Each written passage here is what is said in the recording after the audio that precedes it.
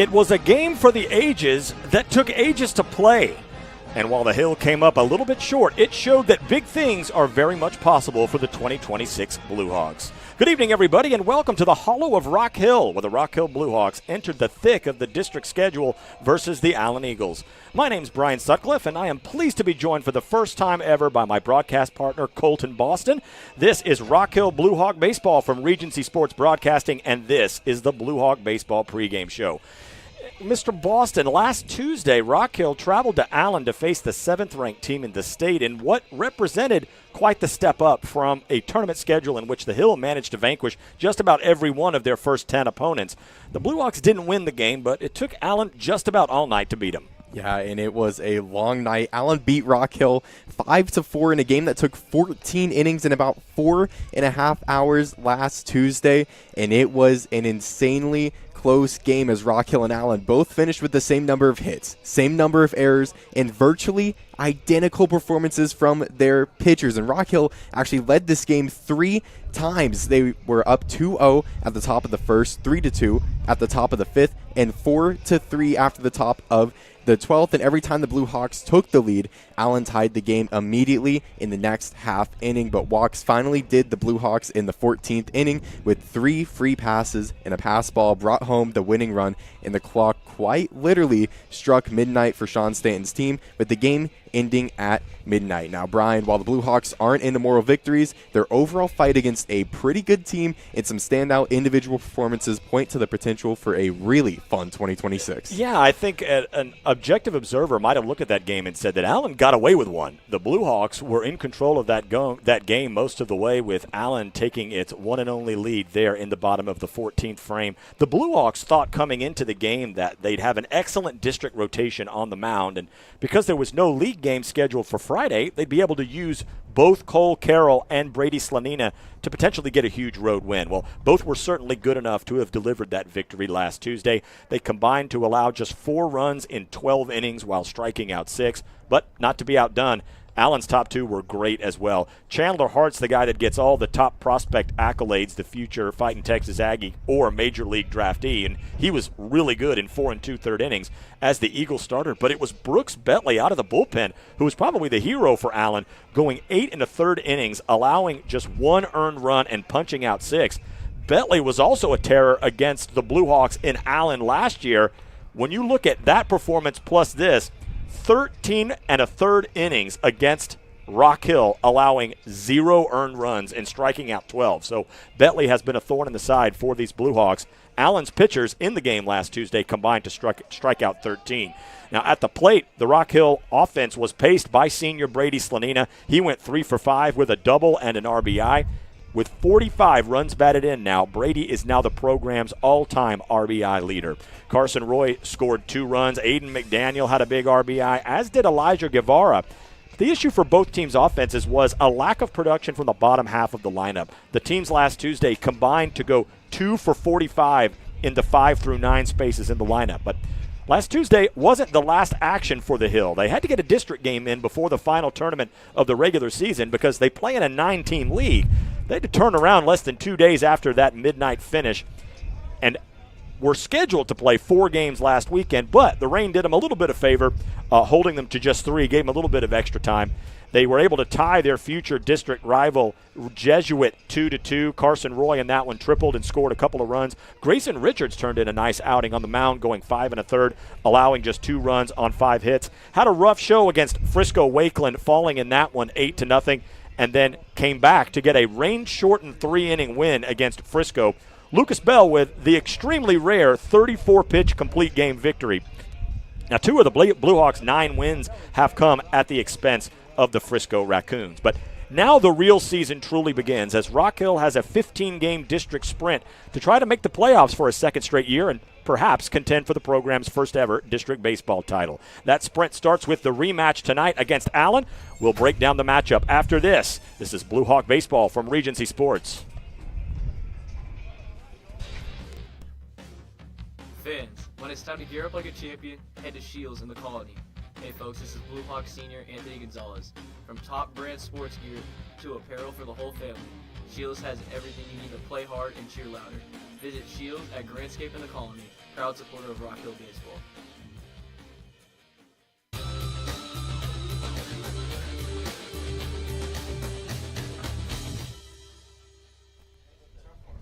After Rock Hill and Allen played what was essentially 2 full games last Tuesday, it feels like tonight we have something looking like a Game 3. Coach Stanton will run it back on the mound tonight in the district home opener. Cole Carroll will start both matchups against last year's district champions. Settled down very nicely after a few first-inning bumps last Tuesday. Got a no decision, went 4 2/3, allowed 4 hits, 3 runs, 2 earned. Struck out 3 and walked 4 in 97 pitches. Now, the difference tonight will be that the Hill likely won't have Brady Slanina available to pitch out of the bullpen. We will see him hit here out of this Rock Hill lineup. We'll see when we see him back on the mound. But Carroll will face an Allen squad that had some ups and downs of their own after their emotional 14-inning win against Rock Hill. They split their next 4 games with impressive victories over Southlake, Carroll, and Rockwall that bookended losses to Odessa Permian and Little Elm. But the Hill and Allen were not alone getting going last week in 6-6A action, though they were certainly the only teams playing at 11:59 p.m. So, Colton, take us quickly around the scoreboard. Yeah, Brian, Rock Hill and Allen are both playing the best opening week matchup. It is only one featuring 2 teams that have both made the playoffs last year. Now, Plano West got off to a good start using 3 fifth-inning runs to turn a close one into a 9-5 win over McKinney Boyd. But they weren't the only Plano team winning, as Plano East got a 4-2 win over Princeton. And last year, McKinney went 2-14 in district, but they're 1-0 in 2026, scoring 5 in the bottom of the 6th to beat Plano 7-2. Now, Prosper going to the other side of the town. They just haven't started division play yet, as they had a bye week in the 19 division, so they won't start play until Friday. However, in their pre-district games, they have gone 6-10-1. Playing against a very good slate. The guys over in Prosper played very good slate, so don't be fooled by that record. They certainly expect under Coach Scott Holder to be a contender for the playoffs, to be sure, and maybe a lot more than that. Let's take a look now at the starters for the Rock Hill Bluehawks and the Allen Eagles. Rock Hill Bluehawks are coached by Sean Stanton. He's in his 6th season with a record of 93 wins, 72 losses, and 10 ties. His 2026 Bluehawks are 9-3-2. They are dressed in their all-white uniform with the light blue pinstripes on the jerseys and the pants, with the Hill in blue script lettering across the front, and wearing that light blue hat. This is the starting lineup that will face Allen starter J.W. Howell. It'll be Carson Roy, the center fielder, leading off. Anthony Gonzalez, the second baseman, will bat second. Aiden McDaniel, the third baseman, hits out of the 3-hole. Brady Slanina will bat fourth and play first. Cole Carroll, the pitcher, hits fifth. Elijah Guevara, the designated hitter, he will bat for the starting left fielder, Ethan Kalanick. Julian Lockhart gets the start behind the dish. He will catch and hit seventh. Morgan Singleton will bat eighth. He's the right fielder. And Lucas Bell, the shortstop, will bat ninth. The Allen Eagles are coached by Jason Wilson. His team is 9-6. They are 1-0 in district play. This is the lineup that will battle Cole Carroll for the Bluehawks on the mound. Kyle Tanksley is the shortstop. He leads off. Jaden Wilson scored 4 runs of the 5 Allen put on the board last Tuesday. He bats second as the center fielder. Shea Young, he had the big hit with 2 outs in the bottom of the 12th, an RBI triple to tie the ball game. Young moves up into the 3-hole. That was where Chandler Hart was last week. The first baseman will bat cleanup here tonight. Ryan Blessing, the designated hitter, he's batting for J.W. Powell, the pitcher. Blessing, the former Bluehawk, bats fifth. Carson O'Neill's the right fielder. He hits sixth. Caden Musket, the left fielder, bats seventh. Hayden Denny gets the start at second base. He will bat eighth. And Austin Mack, the catcher, will bat ninth. It is going to be a beautiful night. It could be deceiving as it's basically cloudless, and you look at the thermometer and it says it's 64 degrees, but a pretty stiff wind blowing from left to right says it's a little cooler than that. And I managed to put on some sleeves right before I left the ballpark. But Mr. Boston, you've got the short sleeves on, but you're a young guy. You know, this is not going to confront you at all, right? No, went on a run before this, so it's nice to kind of cool off. Went on a run. Yeah, worked out before I came out here for work. Yeah, that's fine. Just make me look bad. It's easy to do, I will say, but we'll remind you the dimensions. This facility considerably smaller than what you will see out in Allen. Eagle Ballpark out in Allen is about as large a facility as you'll see anywhere. That's got basically major league dimensions. 333 to the corners, 370 to the power alleys, about 390 to dead center with about a 12-foot wall.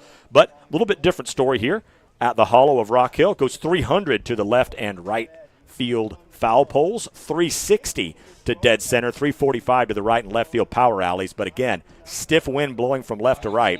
You're going to have to get a hold of one here today, I think. Definitely, if you're going to try to get one out here, it's going to go to right field. Yeah, and I think you're going to see an advantage throughout these right-handed batters all throughout tonight. They're going to have the wind kind of pushing in their direction, kind of in their favor. So I think, honestly, it's going to be a great night for all of them. But it is a beautiful night for baseball as Sean Stanton and Jason Wilson meet up at home plate. They shake hands and head to their respective dugouts. Rock Hill on the third base side, Allen over on the right, just outside of third base. And one thing we see here this year is the introduction of the safety bag over at first base. And Mr. Boston, explain to the fans a little bit what we have out there at first. Yeah, I mean, right down the baseline, looking at first, just to the right of the foul line, you have a baby blue bag just next to the first base bag. And honestly, I think it's incredible that we're seeing these safety improvements in high school baseball and high school sports in general. When you see injuries happening on a bang-bang play at first base, they tend to be really debilitating. There are guys with their feet get tangled up. You see significant ankle injuries. So in this case, that safety bag is on the foul side of the first base line. So runner shoots for the blue bag, fielder keeps the foot on the white bag, and you should not have any issues with guys getting hurt. So you certainly don't want to see guys getting hurt. So I think any of these advancements that you can see to keep guys safe, you're definitely going to want to see it. Yeah, and I think one more guy that you can keep safe out on the field, it's just one more game that can just get better and better. I mean, these high school athletes are getting so incredible today. When you have big athletes and big-time players come out on this field, you never want to see one go home with an injury. Allen's starting lineup being introduced. They are wearing their royal blue tops with Allen in big, bright white capital letters. They wear white pants with a blue stripe running down each of the legs. Two-tone hat, white with that Allen A, and then the dark blue or black on the brims. So they are standing on the first base line, and we're getting set for Mr. Samuel Kennedy, who is manning the PA seat in 2026, getting set to introduce the starters for the first time in district play. We'll give way to him.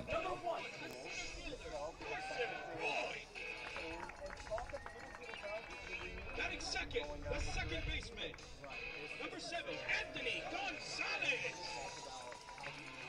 Batting third, number 3, the third baseman, Aiden McDaniel. Batting fourth, number 21, the first baseman, Brady Slanina.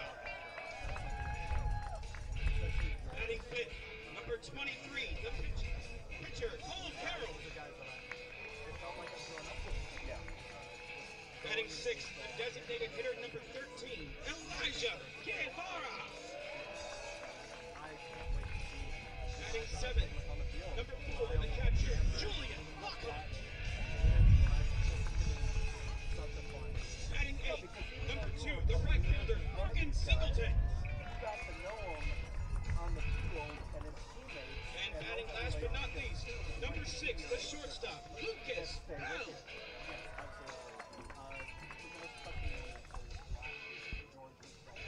And batting next, after that, in the background position, number 12, left fielder, Ethan Kalanick.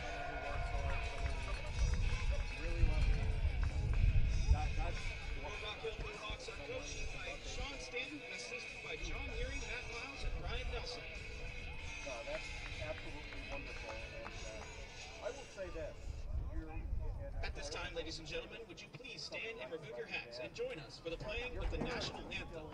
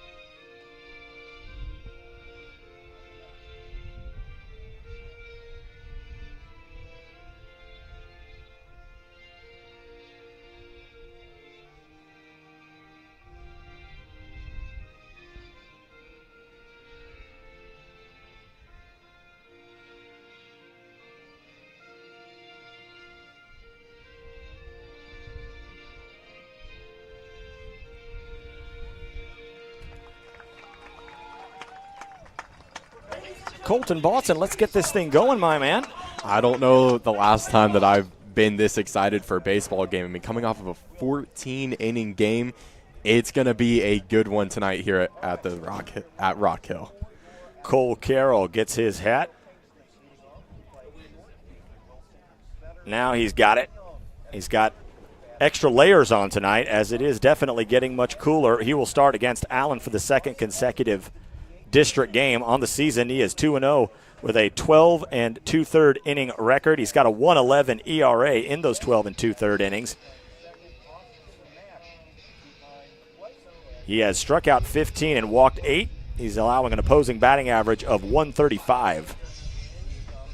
Again, went 4 and 2/3 innings, allowed just 2 earned runs, struck out 3 in that 5-4 14-inning loss last Tuesday. Well, it is 60 degrees outside. Feels like 47. The sun has just started to come down here in Prosper. I mean, I think the energy's up tonight, and I mean, the amount of fans that are here for the feels like outside, I don't know if I'd be able to be that tough to stick it out if I was here, not in the press box. I was thinking about, do a short sleeve shirt. I'm not sure, but definitely made the right call, as certainly was more forgiving weather out in Allen. We had to do the game outside.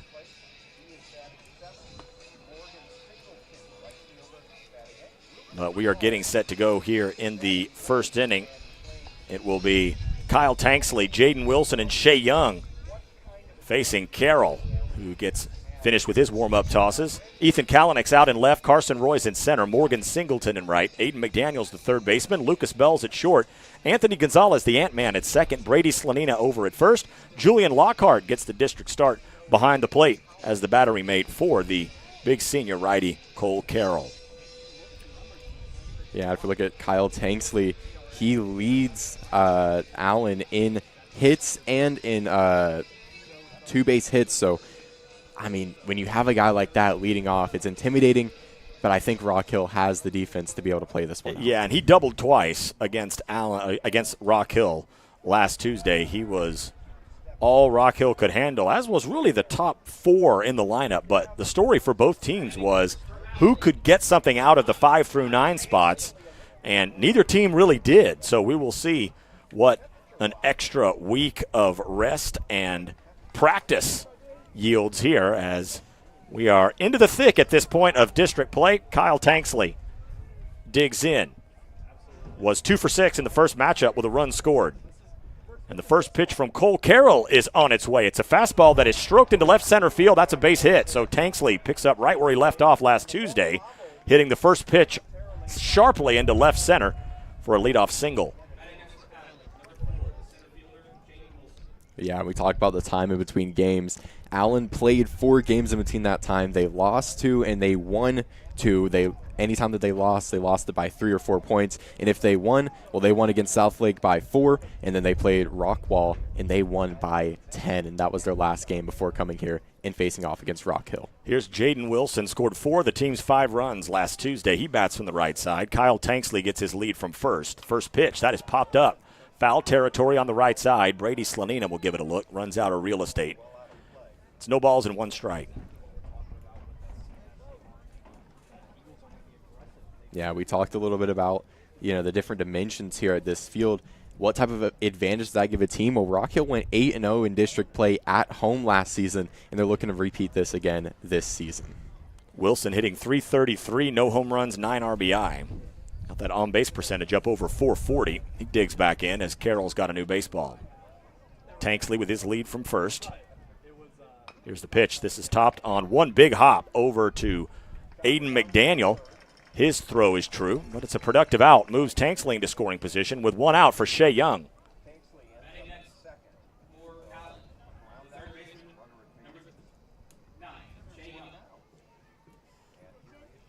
Yeah, and you look at Shea Young, he's coming up to bat. He's got 16 hits and 10 runs over this season, so you definitely want to watch out for him and probably don't want to give him too many easy pitches throughout this game. He had a big hit in the bottom of the 12th on Tuesday with 2 outs, an RBI triple to tie the ball game.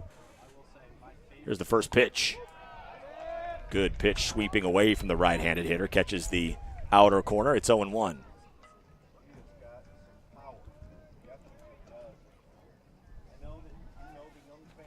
Team's leader in RBI with 18. That triple against the Blue Hawks was his first of the year. Here's the 0-1. This time Carroll pulls the string. A little bit of a delayed strike call by the home plate umpire. It's quickly 0-2. Yeah, keep in mind that's 18 RBIs in just 15 games played. So, some really impressive stats by Shea Young here. Tanksley scored 18 runs on the season. He stands in scoring position with 1 out. No balls, 2 strikes to Young. He wiggles the bat. Carroll, a very slow turn and look of Tanksley back into the second base bag. We're just underway here at the hollow of Rock Hill. 1 out. Kyle Tanksley for the Allen Eagles at second. No balls, 2 strikes. The pitch from Carroll, breaking ball that floats in about face high for ball 1.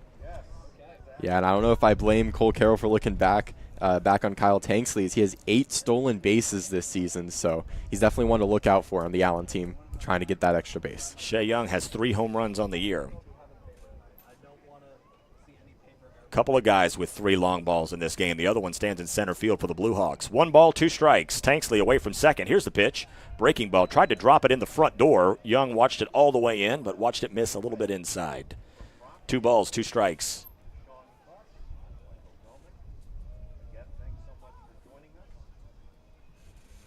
Rock Hill scored 2 in the top of the first in the game at Allen. Blue Hawks scored in 3 innings in that ball game, and in all 3 of the following half innings, Allen immediately tied it. Here comes the 2-2 pitch. Fastball that is poked into short right field, but Mo Singleton has got it for the second out. Young didn't even come all the way through on that swing, but you can see the strength as he poked it all the way into short right field. Yeah, and what an important catch for Morgan Singleton. Just to be able to hold that ball right where it is when you have a guy on second, you got to hold it. And I think that was just such a great defensive play for Rock Hill to make sure that he stays on second. He's still in a scoring position, but at least it's not third base.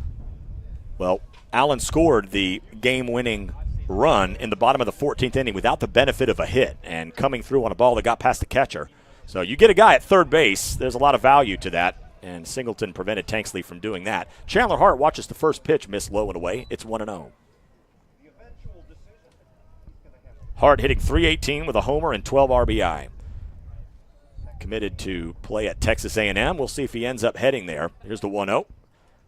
Fastball bounces low and away. Julian Lockhart behind the dish, scampering out to get it. Keeps it in front, keeps Tanksley at second. It's 2-0. Yeah, I think that was a really, really good stop by Julian, just making sure he gets the ball quickly, and he's not going to give Kyle any chance to move away from that second base bag. Here's the pitch. Tanksley gets a lead from second. Here's the 2-0. That's a fastball pumped over the outside edge, 2-1.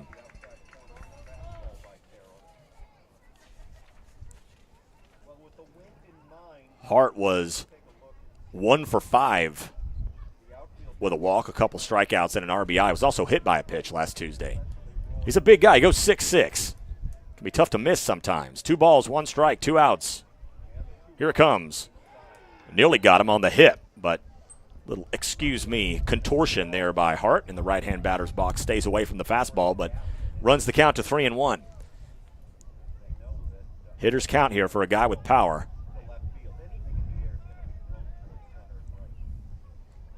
Carroll working off the first base side of the rubber, brings the 3-1. The hit and run is on. It is laced to left field, but Ethan Kalanick has got it.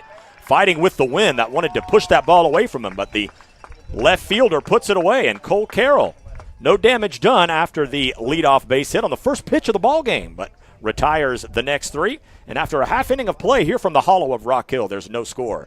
This is Blue Hawk Baseball from Regency Sports. Fans, when it's time to gear up like a champion, head to Shields in the Colony. Hey folks, this is Blue Hawk Senior Anthony Gonzalez. From top brand sports gear to apparel for the whole family, Shields has everything you need to play hard and cheer louder. Visit Shields at Grandscape in the Colony, proud supporter of Rock Hill Baseball.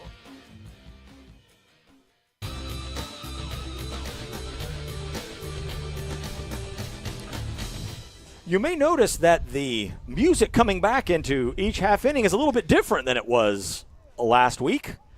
As soon as I got home after that 4.5 inning marathon, I found out that YouTube had blocked the video because of all the copyrighted music that was in it. So, archive was a little bit delayed getting posted, but you know what? It's new music, free use provided at no charge by YouTube. So, maybe not as fun as ZZ Top or Aerosmith, but you know what? I'm not going to prison for using it.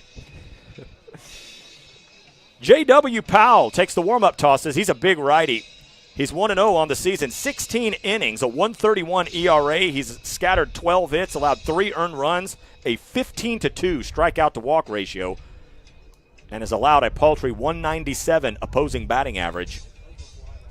Yeah, but if you look at who he's going to be facing off against on the plate first, it's number 1, Carson Roy, and in 14 games played, he has 3 home runs. This is not a player that you want to put a ball dead center in the zone in because he will take it far. Only 7 6A players, Mr. Boston, have more home runs than Carson Roy. And Shea Young for Allen, they're 3 dingers. We take a look at the Allen defense. Caden Muskett's in left. Jaden Wilson, very good center fielder. Carson O'Neill can get around out there in right as well. It's a very good defensive outfield. You typically see that for Jason Wilson teams. Shea Young's out at third base. Kyle Tanksley at short. Hayden Denny at second. Chandler Hart at first. Austin Mack gets the start behind the plate as J.W. Powell, out of a 3-quarter arm delivery. Coach Matt Mills heads down to first base. Yeah, when you have such a big matchup like this, like you said, very few players ahead of a couple of these guys in this game when it comes to home runs this season.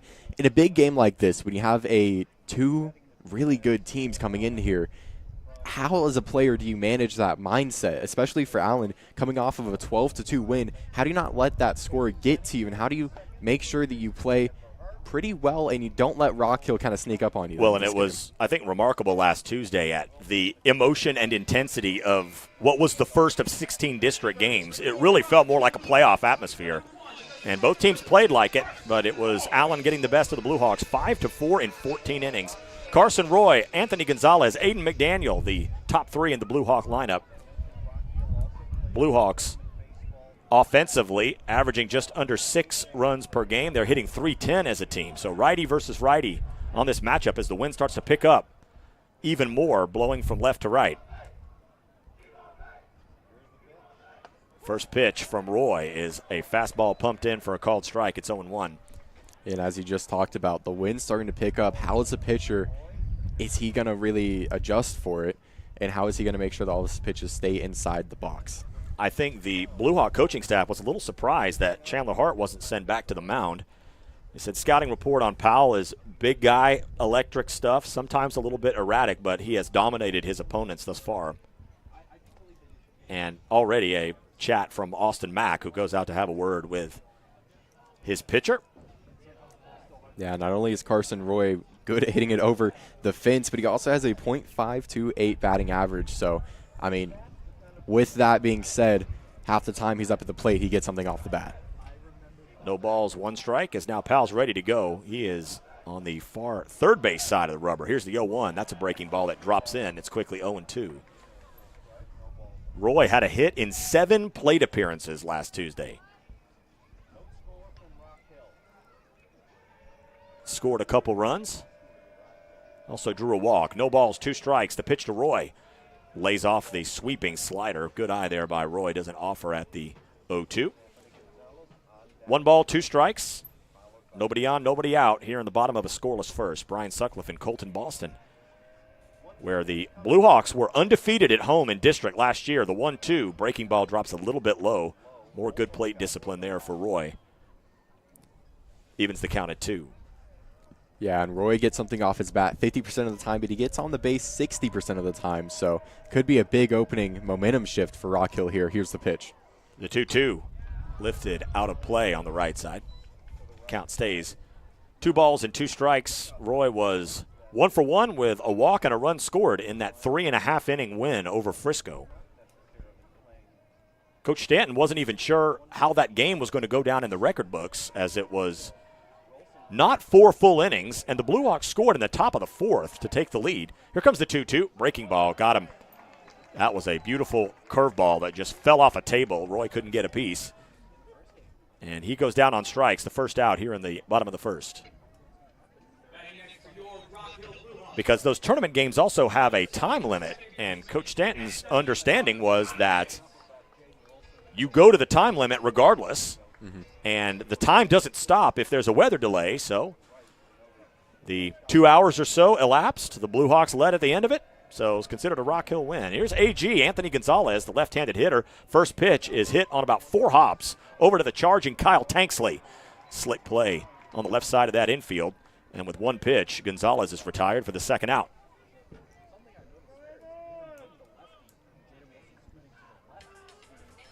Gonzalez was up there swinging, trying to go aggressively against this right-handed pitcher. Here's Aiden McDaniel.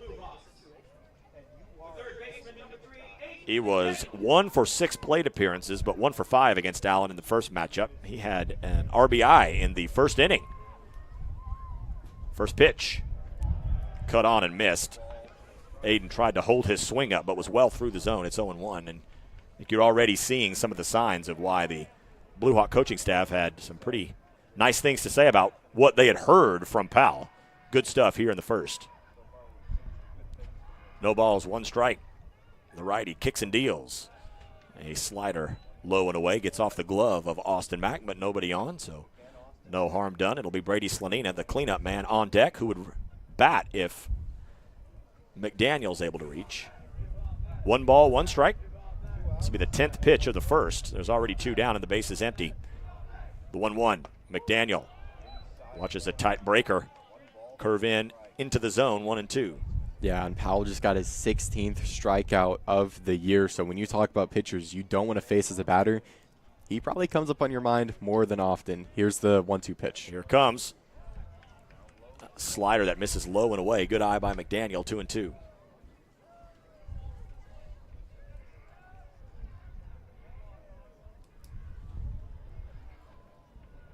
J.W. Powell ready to bring the 2-2 with 2 outs. It's on its way.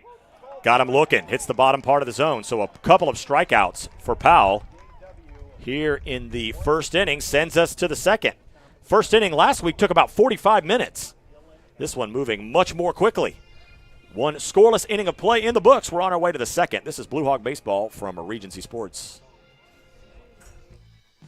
Hey there, folks. This is Rock Hill Senior Grayson Richards telling you about a company that's family-owned, tail-approved, clean cars, wagging dogs. That's the Scooters way. Go see them in McKinney at 12041 West University Drive. The team at Scooters says go Blue Hawks.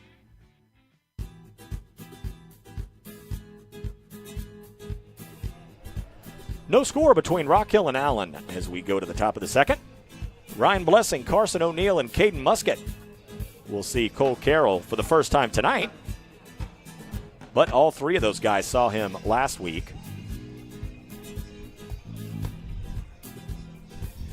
Now, Brian, I want to ask you a question. See, the last time that I played baseball was Little League when I was probably in about 4th grade. Yeah. If you were out there on the field in a 0-0 game, no scores in the first, how do you view this game in a mindset way? Do you view it as a completely new game, new inning, nothing's happened? Or do you just try and roll on and continue with the momentum that you have? It's been a much longer time since I played baseball, Mr. Boston. And I know that it may be somewhat surprising as you sit next to me and you see the physique and the sheer athleticism that, no, it's not. No one's buying it up here. Yeah, it's been a long time. And I will say, wasn't exactly filled with glory, but that's for another time. That would have been for the 4.5-hour game if you hadn't been under the weather. That's by about the 12th inning, that's probably what we would have been hitting. But instead, we're here in the top of the second already. It's been 20 minutes. Here's Ryan Blessing, the former Blue Hawk. Blessing hitting an even 400 on the season, no home runs and 9 RBI.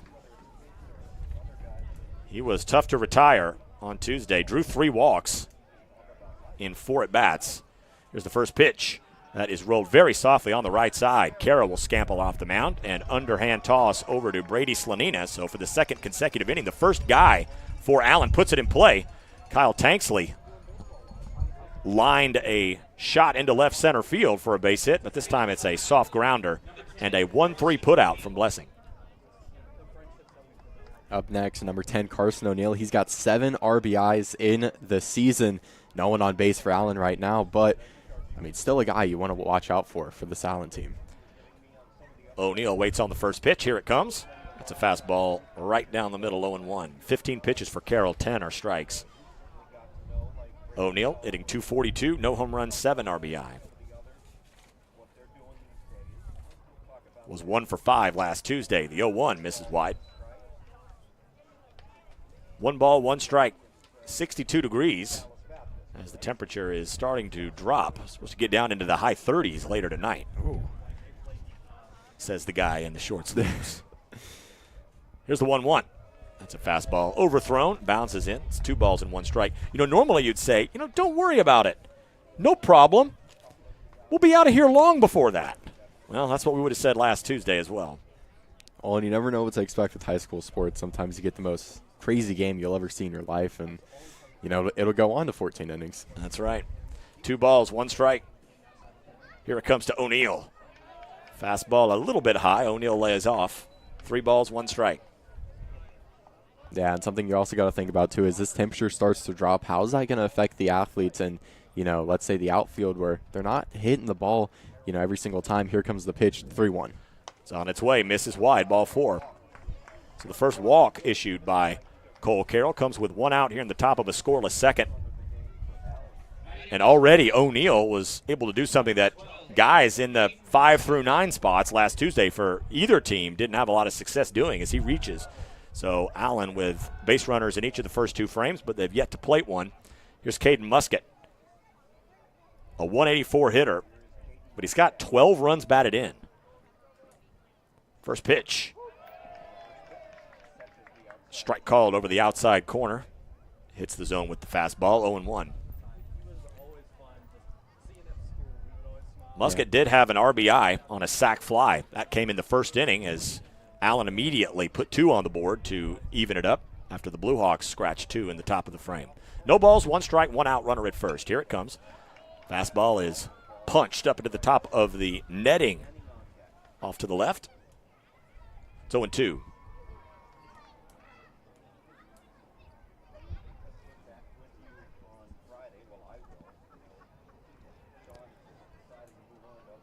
Yeah, Musket's played in 14 games with 12 RBIs. So, when you look at him, you got a player on first. Another good pitcher for the Eagles as well, as Carroll snaps a throw over, elicits a dive back into first from O'Neill, but back in just ahead of the tag.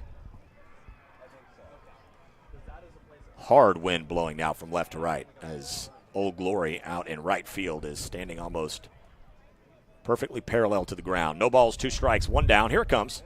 Breaking ball doesn't break. Floats in high, 1-2. Yeah, and you got to start wondering how much effect is this wind going to get on these pitchers. I feel like it's kind of rare that we get a day this windy, so how much practice do they have in this windy conditions? And also, how can the batter read it? Because odds are batters don't have that much practice in this windy of conditions on a Wednesday night. It can wreak havoc on defenders as well. The 1-2, that is smoked into center field. Caden Musket has the second hit of the game for the Allen Eagles. They'll go station to station. O'Neill moves to second. It's a good approach there from Musket, not trying to do too much with it. Just put it right back through the box. Yeah, and O'Neill has 11 runs on the season, sitting at second. As Hayden Denny comes up to bat with a .357 batting average on the season. He didn't see a plate appearance in that 4.5-hour game last Tuesday, but he bats with a runner in scoring position and a guy behind him. Bats from the right side. First pitch to Denny. Fastball high, 1-0. Yeah, and Denny's got 2 RBIs, and he's only played, I believe 9 games this season, so 5 hits in those 9. There's a few new guys in the lineup here for Allen here today. 1 ball, no strikes. 1 down, the pitch. Foul back. It's 1-1.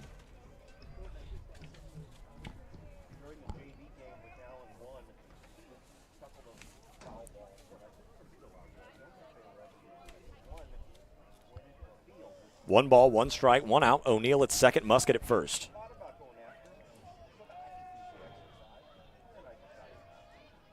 Denny's ready. Look back to second from Carroll. A second look. Now he'll turn and look O'Neill back into the second base bag. Just token attention being paid by Lucas Bell. He had some fantastic defensive plays at short against Allen last Tuesday.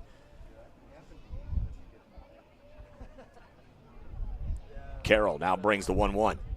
Fastball low.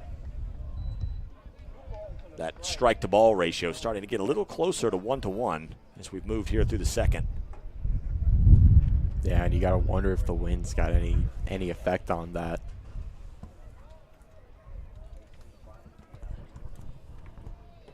The 2-1 pitch. Laced foul. Straight back.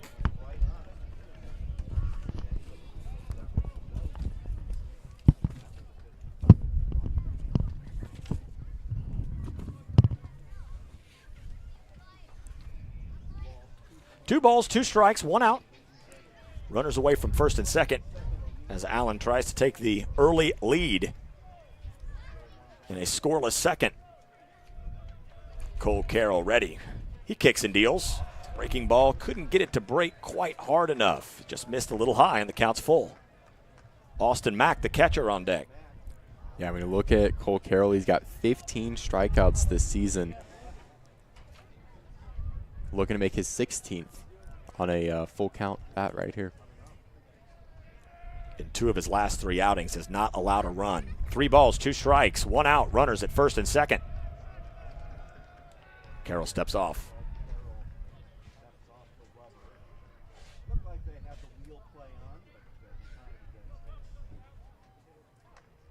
Carroll now's got the ball hanging down. That right hand brings it to the glove at the belt. The 3-2 pitch. That is lifted down the right field line, tailing away from Singleton, and it will get out of play. So a good at bat here from Denny. We'll see a 7th pitch. This will be pitch number 30 for Carroll. There's 1 out in the second.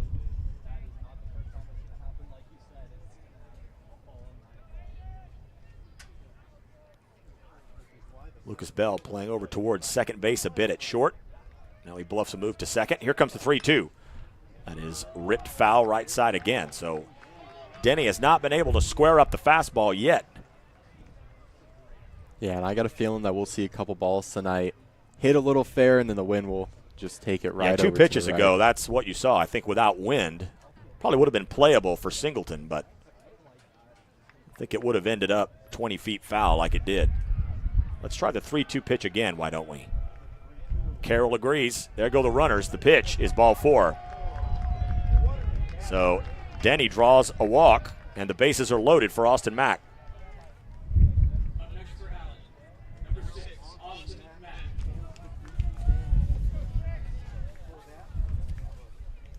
Mack on the season hitting .429.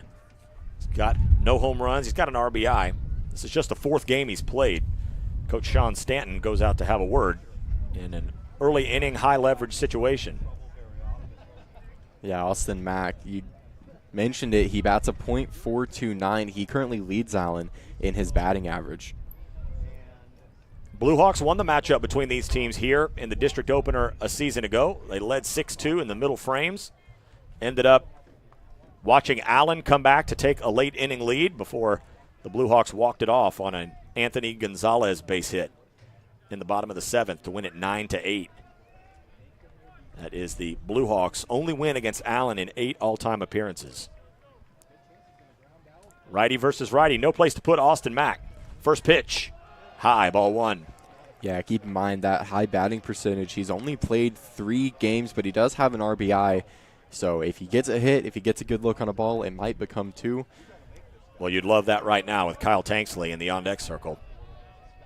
1 ball, no strikes, still just 1 out. The pitch. Fastball. Just missed. Maybe a little outside. Carroll's not missing badly. Hitters count here for Mack. 2 balls, no strikes, bases loaded. The pitch. In off the fists. Just floats foul. Slanina got a good jump on it, but was not able to get close enough to potentially try to lay out for that. 2 balls and 1 strike. Carroll working from the stretch with the bases loaded. The 2-1 pitch. Swing is a miss. Cuts through the fastball. Sinking in the zone. It's 2-2. I mean, it's 2-2. You got a .429. Do you swing here or do you hold it? It's a tough situation. Bases loaded here at the top of the second.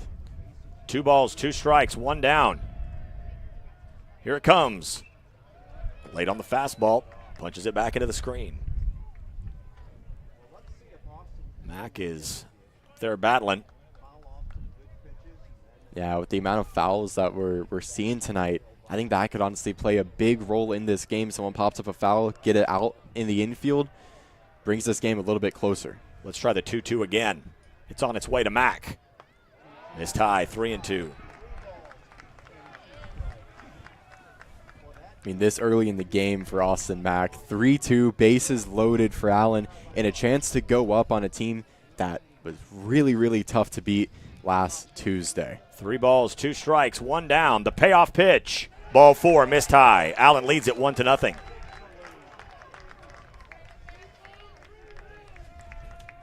So Allen gets their first score of the game, and Kyle Tanksley will come up to the plate, and he's played 15 games, and he's got a .34. And the reason why I'm mentioning these games played is, well, if you don't play a lot, your number could be a lot higher or could be a lot lower than what it would average out at.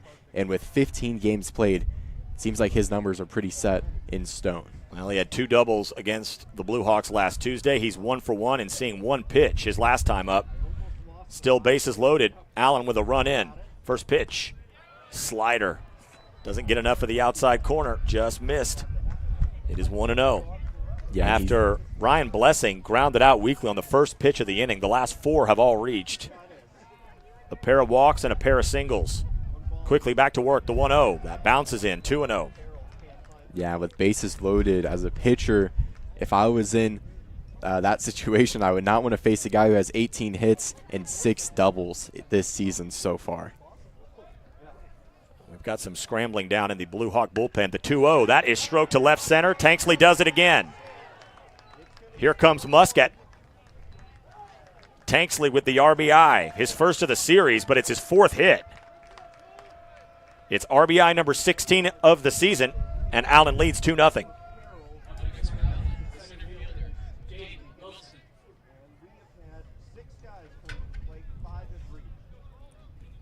Wilson coming up to bat. He's got a .333 in 15 games with. Grounded out to third, his first time up. Bases still loaded, still just 1 out. Pair of runs in here for Allen in the second. First pitch, that is hit on the right side. Nice play by Slanina. Goes to second for 1. The relay is not going to be there. So it'll be a fielder's choice. Brings home a 3rd run. Nice play by Slanina to keep that on the infield. Would probably saved a run. That'll go 1-6 on the fielder's choice.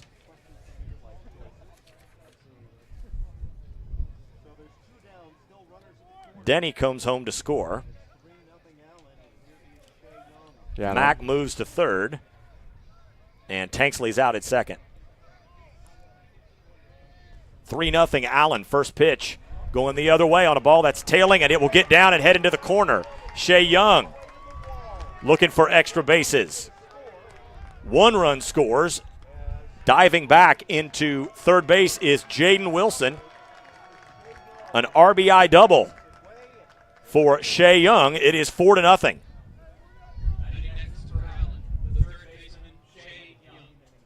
Yeah, and it looks like on that previous attempt of a double play there, Lucas Bell wanted to get the ball to first base, but it looks like the runner was just sliding in an awkward position where he just couldn't get it to first, and when he checked third, the base runner was already sliding back. Chandler Hart is the 9th player to bat. First pitch is a fastball that catches the outer half. It's 0-1. 4 runs for Allen on 3 hits. Wilson at third, Young at second. Again, Shea Young had the big RBI triple in the bottom of the 12th when the Blue Hawks were an out away from winning the game on the road. Here's the 0-1 pitch. Fastball, strike 2. Carroll now at 45 pitches. And J.W. Powell now has plenty of run support. No balls, 2 strikes, 2 outs. The pitch to Hart floats high. That's the first ball of this at-bat. Well, and we mentioned earlier in the broadcast which team is going to have the guys in the bottom half of the lineup do some damage. Neither team had it last week. Well, Allen's 6 through 9 guys have all reached and scored here in the second, as the 1-2 pitch is a slider that misses low and away, 2-2. Yeah, and if I'm on that second half for Rock Hill in the batting order, it's going to put a lot of pressure, try and make up some points, try and make this game a little bit closer, as here's the 2-2 pitch. It is on its way. It's a fastball missed low as Carroll crouches down. He thought he had strike 3. It was certainly close. Allen is making him work here in the second. They have played it 4. 3 balls, 2 strikes, 2 outs. It's on its way. And Hart just swung at ball 4 on a ball that was tailing away, but wanted to fight it off. Did the Texas A&M commit? Yeah, you know, the Texas A&M commit, he's got to start getting used to being in these high-pressure situations, and I think a full count, 2 outs, great momentum this inning. I think this is a perfect chance for him to start learning. Here's the payoff pitch. Lost him, ball 4. And I think that just speaks a little bit to Hart's plate discipline. You know, on a full count like that, I think it's easy to swing on a ball that you might not normally swing on, but him seeing it rise up just a little bit going high there. So Ryan Blessing now will bat for the second time in the inning. Grounded out on the first pitch he saw earlier in the frame. And now Carroll's moving to the full windup with the bases loaded, trying to keep his team in the ballgame here in the top of the second. First pitch. Nice breaking ball, catches the outer corner, 0-1. And Blessing leads Allen in batting percentage for players that have played more than 10 games. He's got a .4 flat. No balls, 1 strike. Here comes the Blessing. Fastball that is lifted out of play on the right side. It's 0-2. Feels like a big moment in this ball game. It's early, but Allen leads 4-0 here in the second. And they got the bases loaded. 2 down, no balls, 2 strikes. Wilson at third, Young at second, Hart at first. Current Blue Hawk versus his former battery mate. Here comes the 0-2. Got him swinging, cuts through the fastball, but damage done in the second as Allen sends 10 to the plate. 4 of them score. They leave them loaded. Blue Hawks have some work to do. They'll get it going in the bottom of the second, trailing 4-0. This is Blue Hawk Baseball from Regency Sports. I'm Rock Hill senior Brady Slanina. Baseball season is in full swing. Why not renew your home for the spring with custom shelving from Urban Farmhouse Group? The products can be found by searching Urban Farmhouse Group on Etsy.com. The Blue Hawks want to thank Urban Farmhouse Group for their support of the Rock Hill Baseball broadcast.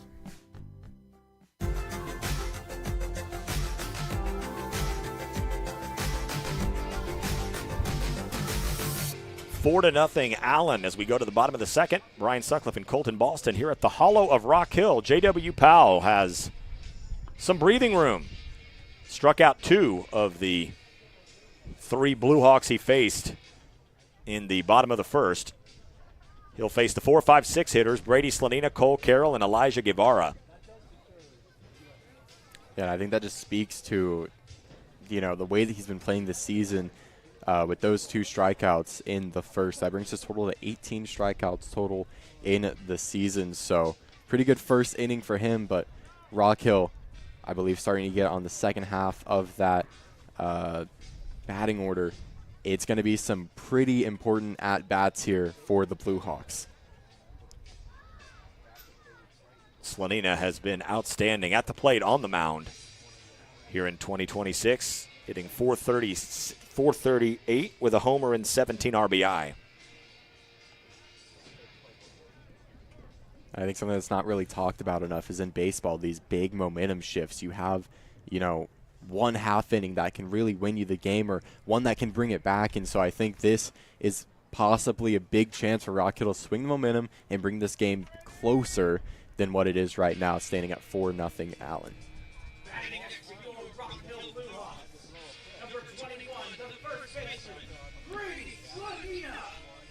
Slanina had 3 hits, including a double and an RBI in the 14-inning game against Allen last Tuesday. He hit the ball hard in every plate appearance. Stands in from the right side. Waits on the first pitch from J.W. Powell. But not yet as he steps off, and Ryan Blessing looks over to his coaching staff, the first base dugout, and just probably making sure you got signals all set. Powell is ready to bring the first pitch. It's on its way. Swing and a miss from Slanina, 0-1. Yeah, and Salina's a player that can get on base about half the time. His on base percentage is .514, so about half the time he's going up, he's going to end up on a base. He's been great with runners in scoring position as well, hitting just over .450. Here's the 0-1 pitch.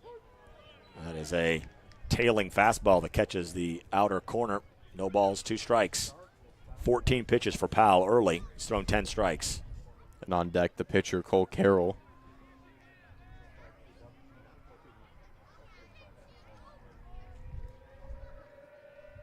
No balls, 2 strikes to the leadoff man. Here it comes to Brady. Got him swinging. Ball a little bit high, but too tough to lay off. 3rd strikeout victim for Powell. Only Anthony Gonzalez has put the ball in play. He grounded out to short on the first pitch of his at-bat. In the first, Cole Carroll's hitting .286 with no homers. Doesn't have an RBI to his credit. First pitch is a foul ball ripped on the right side. Yeah. 0-1.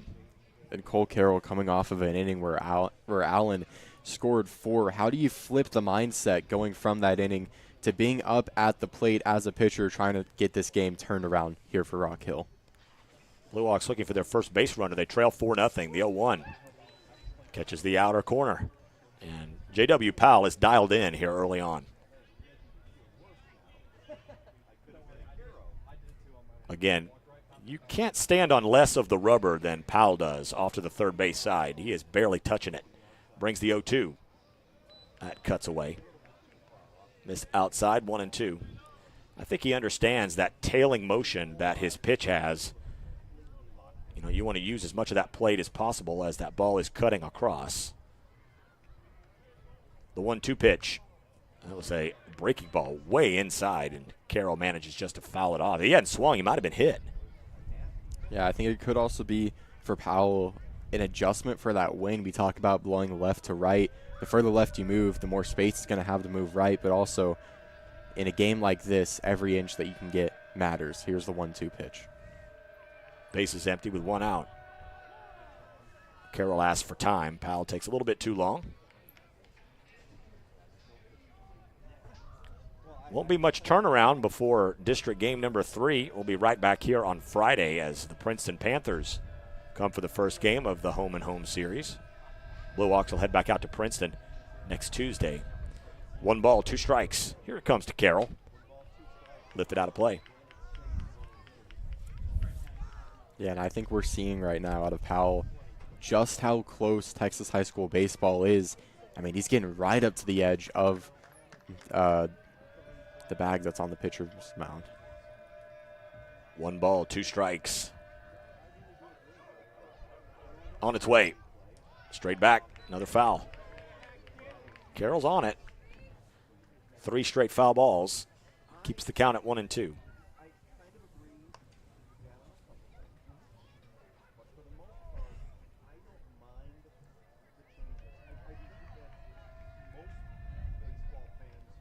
One ball, 2 strikes, 1 out. Cole Carroll's got 2 hits on the season, seeing if he can get his 3rd here. Powell ready for the 1-2. It's on its way. Nasty pitch.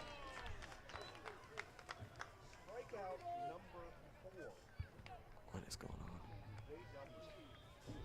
Batting next to your Rock Hill Blue Hawks, number 13, Elijah Guevara.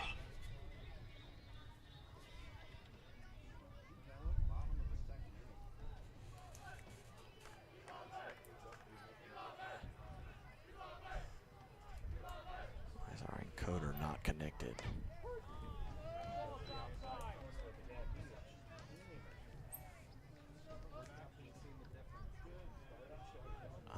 Okay. Don't know what's going on here. Do you? Good stream. Hold on. Striking a ball. Oh. We're apparently.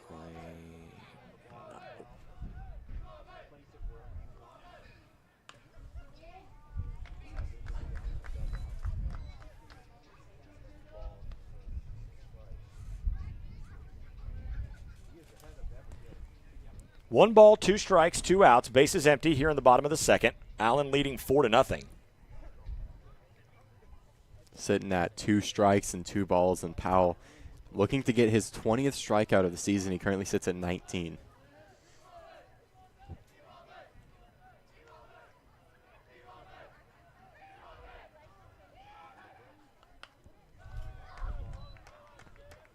That one's fouled away to the right side.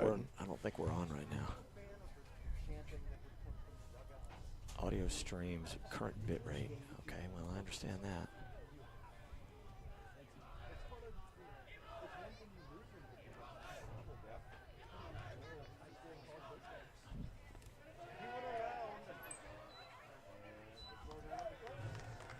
Another strikeout. Strikes out the side. 5 strikeouts, 6 hitters. Not bad from J.W.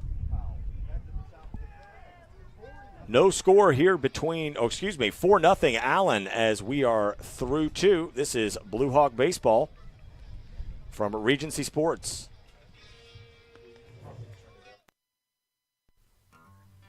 This is senior Morgan Singleton from your Rock Hill Blue Hawks. Are you hungry for better meals without the hassle? Discover Wild Fork, your destination for chef-quality meats, seafood, and flavored packed meal delivered frozen fresh to your door. From fresh, not frozen, premium steaks and seafood to ready-to-eat favorites. Wild Fork makes every meal unforgettable with variety as big as Texas. Visit the Wild Fork location in Prosper, Aquate, and 380 and taste the difference for yourself. Wild Fork, real food, real flavor, and real easy.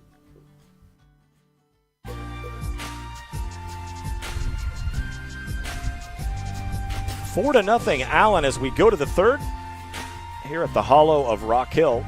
Beautiful night, but windy and chilly. That's the reception that the Allen Eagles have been giving the Blue Hawks here thus far on a 4 spot in the top of the second. It will be Carson O'Neill, Caden Musket, and Hayden Denny facing Cole Carroll for the second consecutive inning. Carroll was able to retire the first man in the first, and then you look at 6, 7, 8, 9 in the lineup, and then back to Kyle Tanksley in the top of the order, and it was 5 consecutive men reached and 4 scored. Yeah, I mean, we keep talking about it all throughout the night. The temperatures are starting to drop. The sun is gone. Yeah, we're seeing some blankets come out. I Gotta don't blame folks.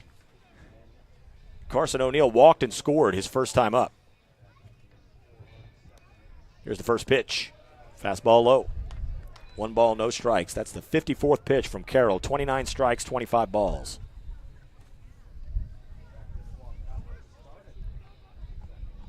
The 1-0 pitch. That is ripped foul on the left side. We haven't seen many foul balls on the left side here thus far tonight. That one was struck hard.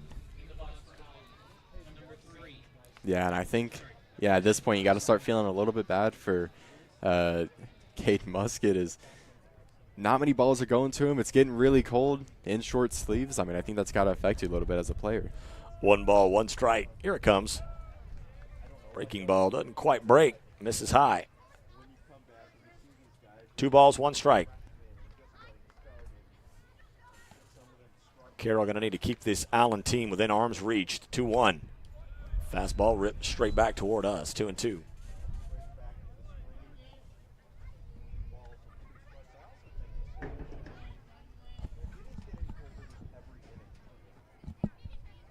J.W. Powell has needed only 27 pitches, 21 strikes to get through the first 2. The 2-2 pitch. Misses high. 3 balls, 2 strikes.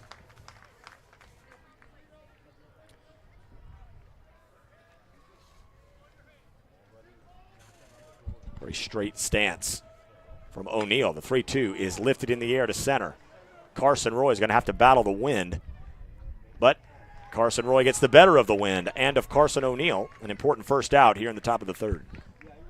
You know, I mentioned on it briefly just a little bit earlier how baseball is a game where one half of an inning can really switch the momentum of the entire game up. And I think getting that first out of this inning, coming off of a 4-run inning from Allen, that's really going to help Rock Hill's defense just this entire Should help game. settle things down just a little bit. Help build that confidence back up.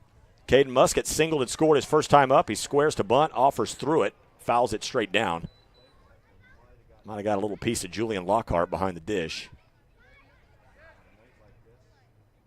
And as you typically see, you'll see the home plate umpire will maybe go out and walk the ball to the pitcher to give the guy behind the plate a little opportunity to get himself collected.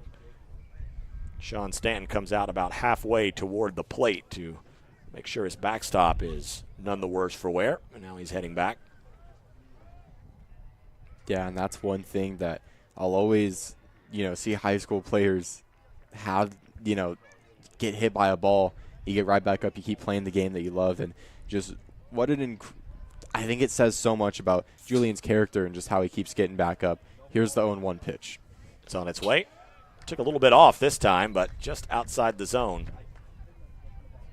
1 ball, 1 strike, 1 out. Bases empty. Top 3. 4-0 Allen. 1-1 pitch as Musket goes tumbling down to stay. I don't know how that didn't hit him. Ball was firmly in that left-hand batter's box, but it's just a ball. 2-1. Might have gone a little bit off Julian and went back to him. 2-1 pitch. That stroke to right. But coming on is Mo Singleton for the second out. So 2 up, 2 down here in the third. Just a great read by Singleton there, fighting the wind, coming straight towards him. Now up to bat, number 17 for Allen. First pitch to Hayden Denny is a called strike, 0-1.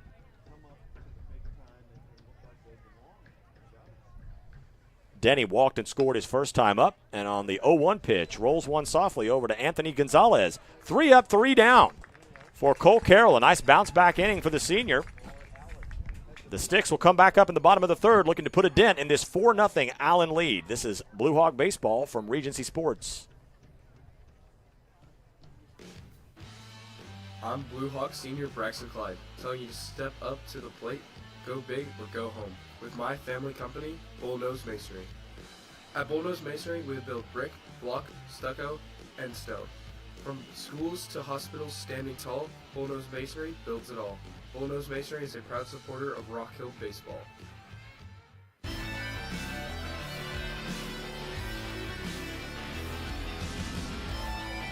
Rock Hill looking for their first base runner of the game, trailing 4-0 as we go to the bottom of the third. It will be the 7, 8, 9 hitters, Lockhart, Singleton, and Bell. Facing off against J.W. Powell. The Blue Hawks did not see him last year.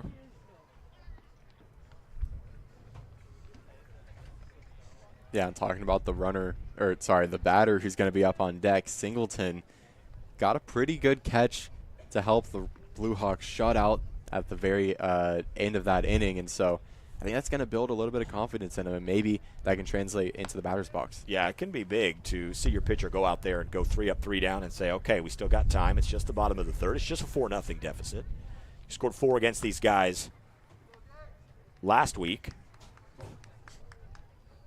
Yeah. Again, we joked prior to the Tuesday game. We said, well, Rock Hill and Allen weren't going to have to play 2 games this week. Well, they basically did. They played 14 innings. They played 2 games at once. So this is basically the third game of the set. And I think it's so important from a player's perspective to know that you're still in this game.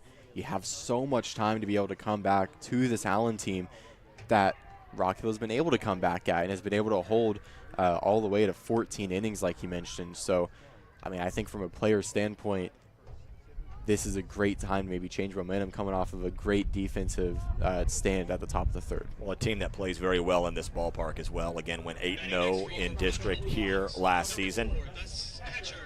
When you go 8-0 at home, you can go 3-5 on the road, still go 11-5, and comfortably make the playoffs. Got to take care of the home field. That's what the Blue Hawks are trying to do, but they've got their work cut out for them against J.W. Powell, who's thrown 27 pitches, 21 of them for strikes. Julian Lockhart had his first home run of the season in the 2-1 win over Frisco last weekend. That earned him a spot in the lineup here in Game 2 against Allen. Righty versus righty matchup. Lockhart stands very close to the plate. First offering. That ball just ran about 12 inches. That thing had wicked movement. Lockhart takes it for a strike, 0-1. Yeah, and Lockhart can prove that he can hit up at the plate, hitting with a .385. Here's the 0-1 pitch. It is on its way. This is a ball that misses low and away. When you've got a student body the size of Allen, which is well over 7,000 students, you're going to have a lot of guys that can play. And it looks like this team's got a pretty deep pitching roster, as they typically do. Here's the 1-1. Check swing. Appeal down to first base. Umpire says he did not offer. 2 balls and 1 strike. Lockhart looking to get something going here. As Blue Hawks, again, looking for their first base runner. Yeah, I remember Lockhart shaking up a little bit in the top of the last inning. Able to shake it off and come up to the batter's box.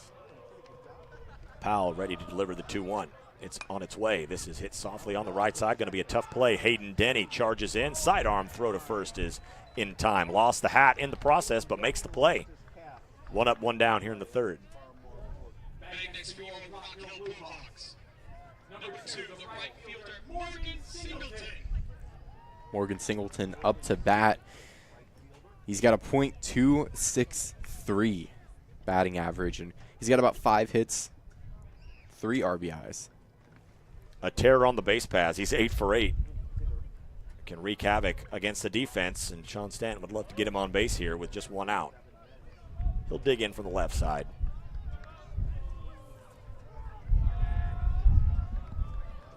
Powell gets the sign from Austin Mack, his catcher. The first pitch. That cuts in across the inside edge, 0-1.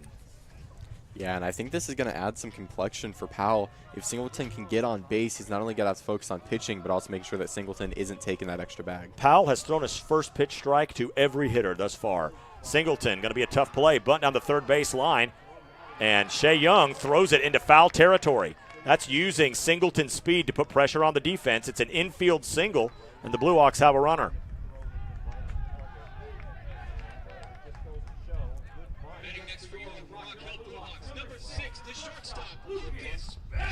I think that just shows how fast Singleton is. I mean, he had so much momentum, it was kind of hard to stop after the first base, and he didn't realize that the ball went off, wasn't caught by the first baseman. I would be stunned if Coach Stanton wants Singleton standing over at first base after a couple pitches in this at-bat.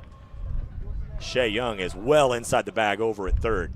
First pitch to Lucas Bell, called strike, inside corner, 0-1. Bell hitting .261, no home runs, 3 RBI. He was 0 for 5 against Allen last Tuesday. There goes Singleton, the 0-1. That's a slider, misses low and inside. The throw to second is not in time. 9 for 9 is Moe. Swipe second. Blue Hawks have a runner in scoring position with 1 out. And just incredible speed showed there by Singleton to get to second. That's going to put him in a scoring position. Blue Hawks trying to chip away. They trail 4-0 here in the bottom of the third. Lots of dancing out there at second from Singleton. The 1-1 to Bell. That is hit off the handle and foul right at the plate. I think it maybe went off the batter's foot. Makes the count 1-2. Yeah, and the shortstop's got 3 RBIs this season, looking to make it 4 with Singleton on second. He's also batting with a .261 batting average. 1 ball, 2 strikes. Singleton away from second. RBI situation for Lucas Bell. Here's the pitch. late on the fastball, pokes it into the screen. 1-2. I think that is one of 2 pitches I've seen go left as a foul today. Impressive command of the strike zone for Powell. 37 pitches, 28 strikes. You can win with that. Powell with a couple of looks back to second. Here's the 1-2. That will get away from Austin Mack. The breaking ball way low and inside. Singleton trips heading to third. The ball is thrown wayward of third base. Singleton looked like he was going to be dead to rights as he took a wide turn, stumbled, managed to get back on his feet. Wisely just broke for the plate, then headed back to third. Mack tried to throw to third base, and it goes into foul territory, and the Blue Hawks have manufactured a run. It's 4-1. And this could be the momentum shift that Rock Hill needs to kind of get back into this game. The lead from Allen is back down to 3. Morgan Singleton coming in to get Rock Hill's first point of the game. So it's third on a wild pitch and then home on an error by the catcher. 2 balls, 2 strikes, 1 out. Here's the pitch to Bell. Strike 3 called. That was a good-looking pitch. I think Bell might have been a little fooled. He watched it all the way in. And there are 2 down. Yeah, and when Singleton rounded off third, I mean, he leaned way back trying to stop himself. It looked like he was going to try and come home. Catcher got the ball maybe a little too quick for him as he tried to stop. One of his feet just went under him, and that error from the catcher allows Rock Hill to get back in this game. 3 runs down now. It's now 4-1. Allen back to the top of the order. Here's Carson Roy. Watches the first pitch break inside and out of the zone, 1-0. Roy was one of 6 strikeout victims the first time through the lineup for Powell. And you're now back in this game with a run. Roy has 3 home runs. He's got pop. The 1-0 is lifted out of play. Back over the screen, 1-1. Roy's also batting with a .528 batting average. So half the time he's getting on the bag or hitting the ball. So, you know, this is possibly score from Singleton. Roy's up to bat. He's got a pretty good percentage on almost everything on his batting stats. 1 ball, 1 strike.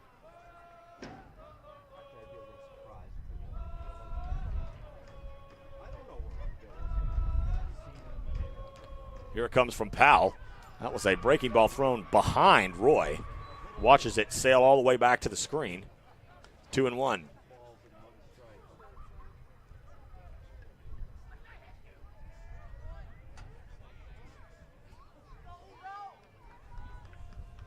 Two balls, 1 strike. Blue Hawks, the bottom of their lineup, manufacturing a run. So both teams already seen way more production from the bottom part of the lineup than they saw last Tuesday. The 2-1 misses high, 3-1. Yeah, and Roy at 36 at-bats. He's got 19 hits. Looking to get on base in the bottom of the 3rd. He's chasing the single-season triples record of 4. He needs just 1 to pull even with Josh Livingston. Here's the 3-1. Low and away, ball 4. So the Blue Hawks really had nothing going in the first 2 innings. They've manufactured a run and now have another speedy guy over at first, Carson Roy. Roy is 5 for 7 in stolen base attempts. Just drew his 12th walk of the year. And Anthony Gonzalez up to the plate now. He's had 34 at-bats, 13 hits, and he currently hits with a .382 at-bat percentage. He's 0 for 1 with a ground out. First pitch hitting the other way. A little worm burner. Shea Young was playing in but manages to recover. Anthony Gonzalez is 0 for 2. He's seen 2 pitches, but the Blue Hawks score a run. They leave 1, and after 3, Allen leads it 4-1. This is Blue Hawk baseball from Regency Sports.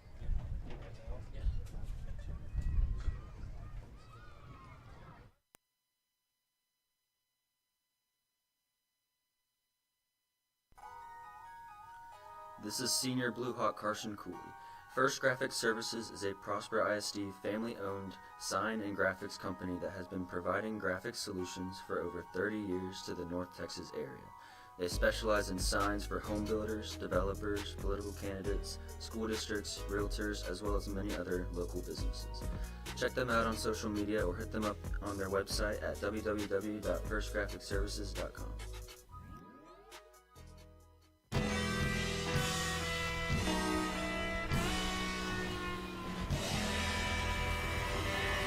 We go to the fourth. Blue Hawks scratch a run.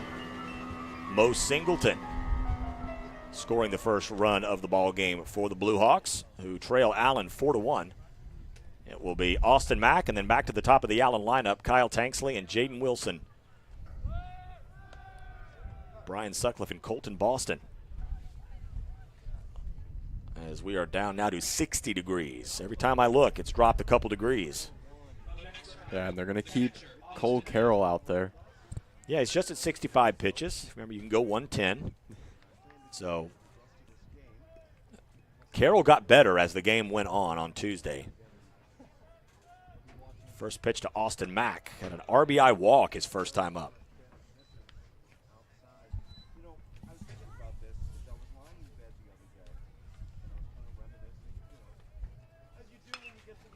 The 1-0 is lifted into center field. Carson Roy ended up having it lost in the wind. A really tough play. It gets past him. He manages to pull it in before it gets to the wall, but it is a leadoff double for Austin Mack. That's all about the wind. Just get it up in the air and make those outfielders try to get something done. Yeah, I remember Mack before this game, he was batting with a .429 batting average. So he's a player that you look at to maybe get those balls deep into the outfield, drop in between an outfielder. And he did just that there. Kyle Tanksley is 2 for 2. He's got an RBI and he's got a runner in scoring position. As what was the story last Tuesday? Every time the Blue Hawks scratched, Allen responded immediately. Here's the first pitch. That's a slider low and away. Ball 1. Well, they've got Jaron Mangan, the courtesy runner, in scoring position with nobody out. Right on the heels of the Blue Hawks scratching in the bottom of the third to make it 4-1 Allen.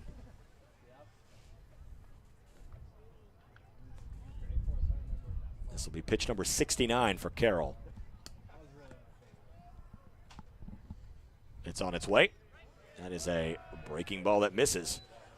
Lockhart tried to frame it up for him, but does not get the call. Yeah, and you can see Carroll's looking back at Mack. He's got no stolen bases this season. Don't count him out.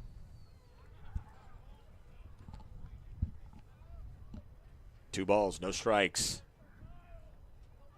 The pitch. Fastball, not close, low and away. 3 balls, no strikes. Jaden Wilson on deck.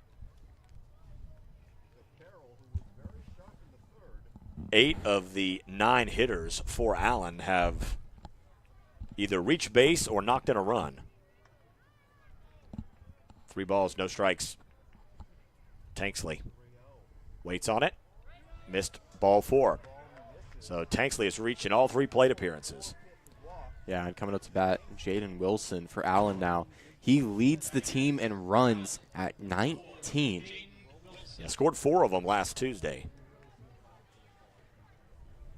Allen with runners at first and second. Nobody out here in the fourth. They lead 4-1. Yeah, and Wilson's got 9 RBIs on the season. One person on a scoring chance.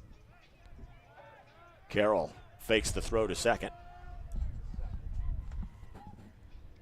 Mangan not wandering off of second by too much.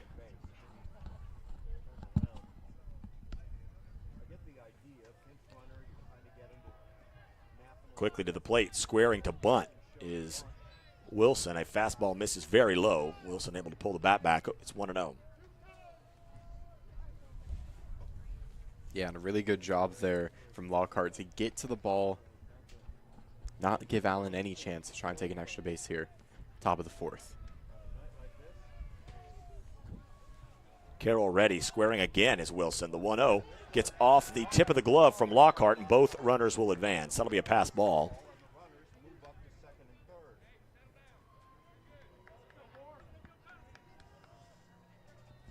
So it's Mangan now at third and Tanksley at second. And as you would imagine, the infield is coming in.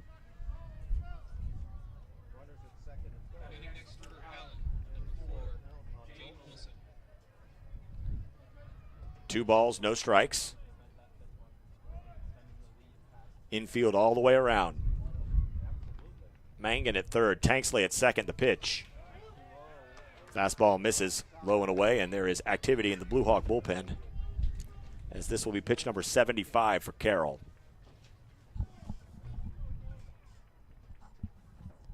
Pitch is on its way. Ball 4, miss a little low. And here comes Sean Stanton. I think that's going to be it for Cole. As the bases are loaded with nobody out.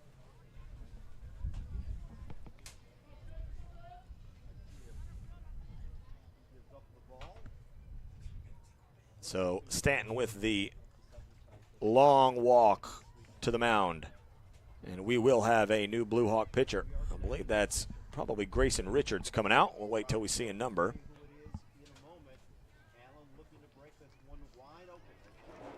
So Carroll will leave. It will be Grayson Richards.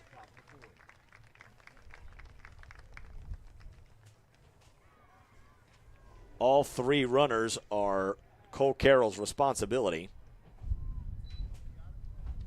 He throws 75 pitches, 37 strikes, 38 balls, allows 4 runs, all earned so far. Walked 6, struck out 1. You talk about being in a difficult situation. Jaden Wilson up at the plate.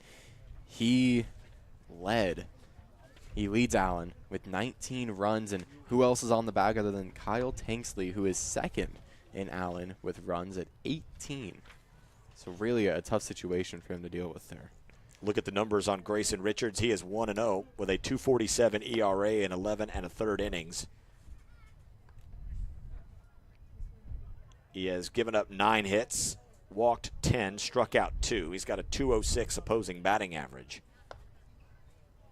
And he will walk into a precarious spot, trailing 4-1. The bases loaded and nobody out here in the 4th. Yeah, I could only imagine coming in as a pitcher. This is probably not the ideal situation. Yeah, to be in. no pressure, buddy. No Just outs. trying to keep us in the game here. See if we can get you some other scores from around the district during this stoppage of play. It will drop in on McKinney and Plano. And it is the top of the 3rd. McKinney leads Plano 8-0. And they have the bases loaded with 2 outs. So McKinney looking to start 2-0 in district this year. They went 2-14 last year in district. They're about to start 2-0 as they are walloping Plano on the road. And what a turnaround from a team, like you mentioned, 2-14 now to 2-0. And this is what I love about high school sports in general, is we see this with football, we see this with basketball, soccer, about any sport that you can think of in Texas high school sports. One team might not have the best year, but the next year you can turn it right around. Well, Colby Goodman, the coach, is the guy that has turned that thing around. And they went winless in district play a couple years ago, and they're about to be 2-0 in district this year. Here's Shea Young. He's 1 for 2. There's no place to put him. The team's leader in RBI. The first pitch swung on and fouled straight back on the ground. Good first pitch there from Richards. Yeah, and he's pitching he's throwing at Shea Young, who has 18 RBIs, and he's leading Allen with that. Yep, number 19 his last time up when he doubled. No balls, 1 strike. Here it comes. That is lifted high in the air to right. Morgan Singleton tracking it down, having to fight the win, and it falls fair right inside the line. Mangan will come home. Here comes Kyle Tanksley, as I think it bounced out of play. It'll end up being a 2 RBI ground rule double. Shea Young has a pair of doubles and 3 RBI, and Allen's busting it open here in the 4th. They lead 6-1. Again, all wind, as I think that ball tailed away from Singleton right at the last moment. Yeah, and the thing that's making it so difficult here in this game is the wind isn't constant. It's very, very gusty tonight. So you might think you have it one big gust of wind, and I believe it's gusting up to 30 tonight. Still nobody out. Runners at second and third. Here's Chandler Hart. He's 0 for 1. Infield in all the way around. First pitch, breaking ball, drops in the front door. Good-looking pitch from Grayson. It's 0-1. Allen has out-hit the Blue Hawks 6-1. They lead 6-1 in the run column as well. They have scored 2 here in the fourth. Once again, scoring immediately after Rock Hill has scored. That was the case last Tuesday. The 0-1. This one bounces off the plate, blocked by Lockhart. Gets enough of it to keep Jaden Wilson from coming home. It's 1-1. 6-1 Allen, top 4. And the Eagles looking for more. Runners at second and third with nobody out.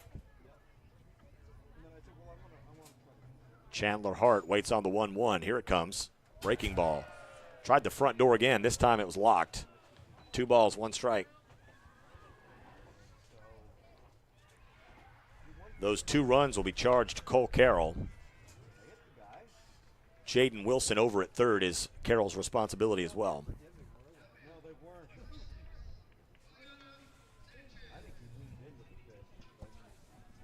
2 balls, 1 strike. Grayson Richards looks in. Here it comes. Fastball low, 3-1. Yeah, and Grayson Richards he's thrown against a tough opponent, Chandler Hart. He was the 6-6A MVP last season, and of course the Texas A&M commit. Yeah, the question's going to be, what does the MLB draft have in store for Mr. Hart, and will he get drafted high enough to keep him away from going to College Station? Here's the 3-1. That is topped over the leaping glove of Richards. Great play by Lucas Bell to charge in, make the sidearm throw to record the out. Wilson did not come home on the play. That's a little surprising. Yeah, I think when the ball just got popped up, not sure if I think he Grayson was might gonna not catch have it. seen that it got past Richards. Yeah. Even on the infield, with only 1 out, it might be a bit of a risky move. Yeah, not going to take the chance.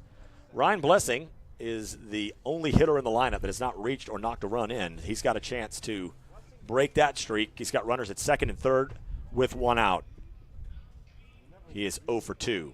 First pitch, check swing on the tough breaking ball. Comes up emptied as Blessing. It's 0-1. Yeah, and especially when you know that you have Blessing coming up to bat next. He's got a .4 on the batting average.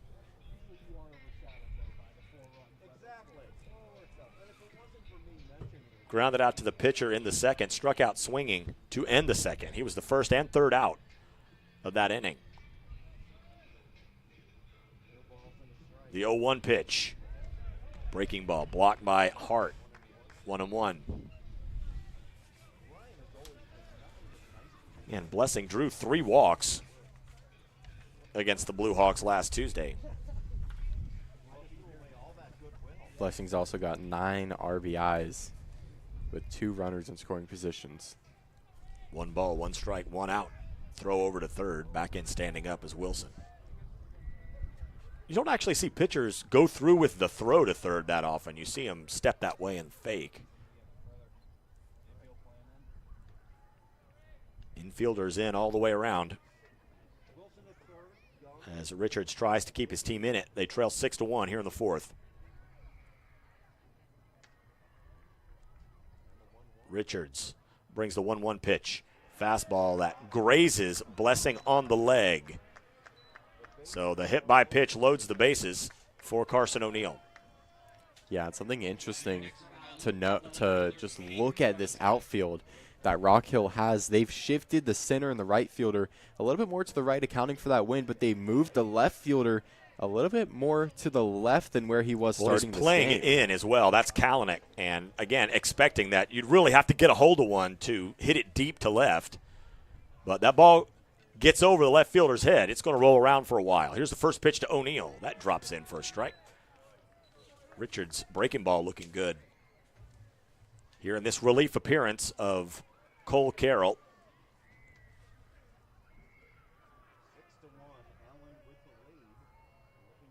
Who went 3+ innings.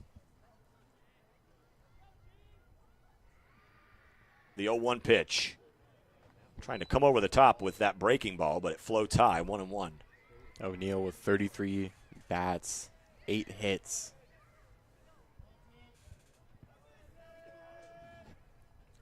He is 0 for 1 with a walk and a fly out. No place to put him. Bases loaded again here in the frame.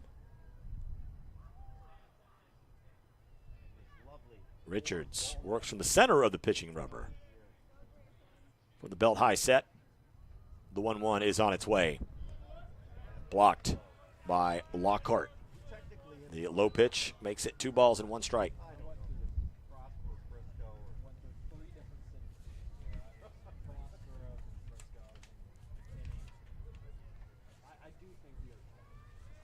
Wilson at third, Young at second, Blessing at first. 2 balls, 1 strike. The pitch is on its way. Missed high.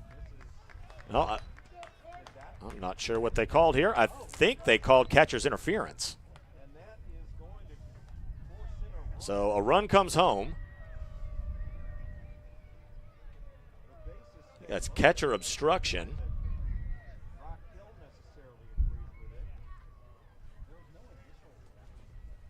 That's not a play you see all the time. I think they end up calling that an error on the catcher.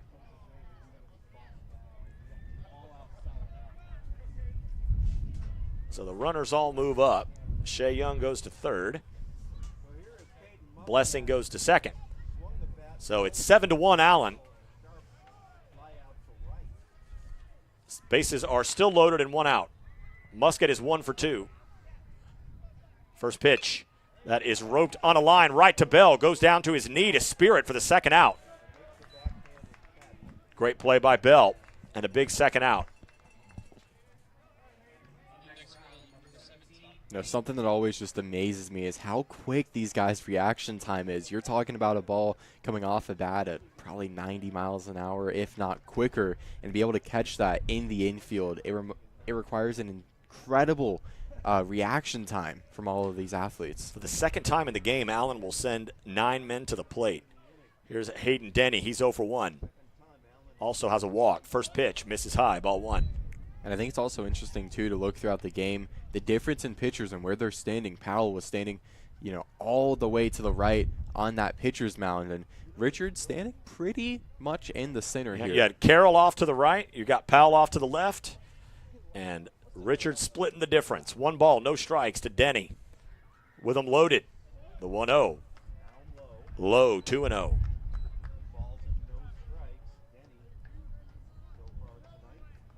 Yeah, I'm looking at the flags over the past few minutes. I've seen him as low as I've seen him, and I've seen him as fast as, you know, I've seen him all night. So wind's definitely picking up here. Yeah, inconsistent. 2 balls, no strikes, bases loaded, 2 out. The pitch to Hayden Denny is on its way. That is rolled softly on the right side.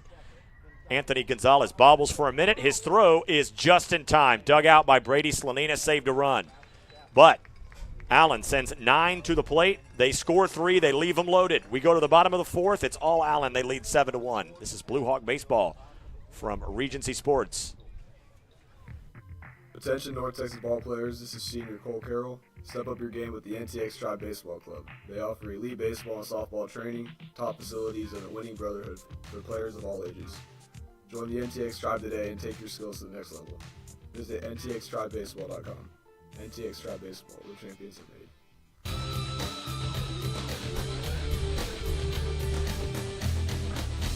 Seven to 1 Allen as we go to the bottom of the 4th. Brian Sutcliffe and Colton Boston here on a lovely night, but windy and chilly. 4 runs in the 2nd for Allen, 3 runs in the 4th. Blue Hawks scored 1 in their last time up. They manufactured the run. They've been out hit 6-1.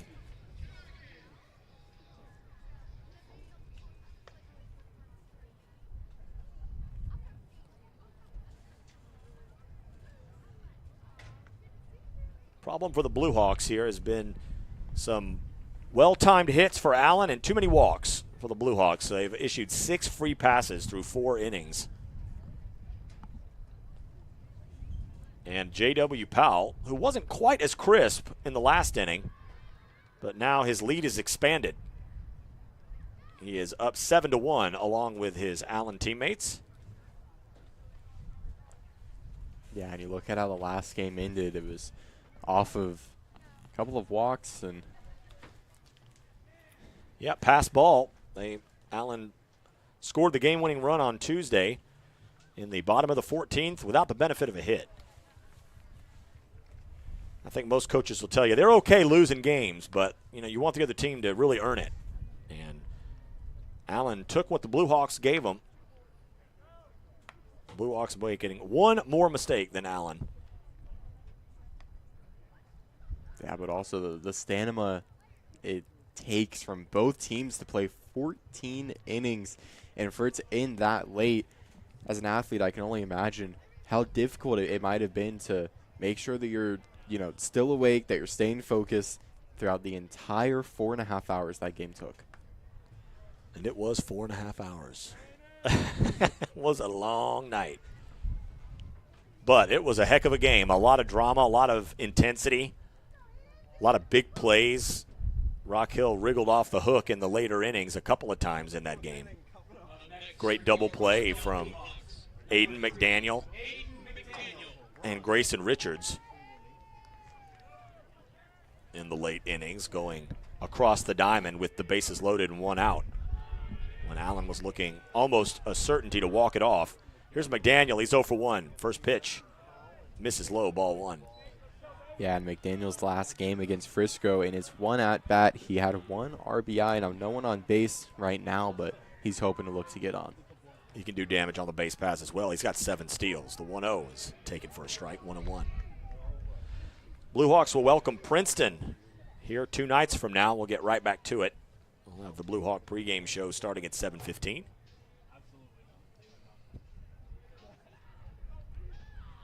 The 1-1. Low and away, 2-1. Blue Hawks just need base runners. Still got plenty of baseball left. Just the bottom of the 4th.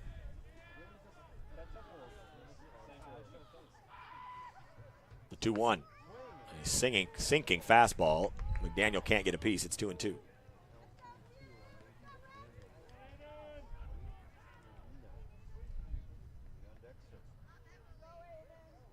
McDaniel takes a couple practice swings. Now he's reloaded. He'll wait on the 2-2 pitch, which is forthcoming. Just gets a piece, punches it back into the netting. We'll stay at 2-2.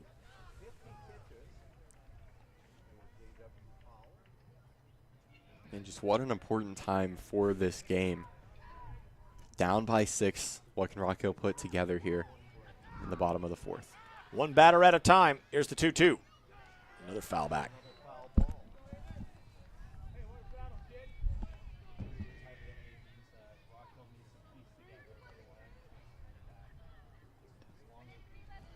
McKinney Boyd is in action against Plano West, trying to salvage a split in that series, and they lead 4-0 in the bottom of the 4th. Here comes the 2-2. That missed low. Count goes full. Yeah, McDaniel's got 6 hits this season. Looking to make it 7 and possibly change momentum for Rock Hill here. He'd take a free pass as well. Here's the 3-2. And that's what he got. McDaniel fires that bat toward the dugout. Blue Hawks have a leadoff man on. And that will elicit a visit from the Allen pitching coach. Yeah, and I think just shows McDaniel and how good he is at just seeing the ball over the plate over this season. He's got a .5 on-base percentage. There is activity in the Allen bullpen. That's Brooks Bentley, who went 8 1/3 innings last Tuesday in relief of Chandler Hart. And you wonder if Powell might be on a pitch count. He's thrown 53 pitches, but you would think under normal circumstances you're letting your guy stretch this thing out a bit. You're up 7-1. Here's Brady Slanina, struck out swinging his first time up. McDaniel his lead from first. Throw over, back in with a dive is Aiden. He is 7 for 7 in stolen bases.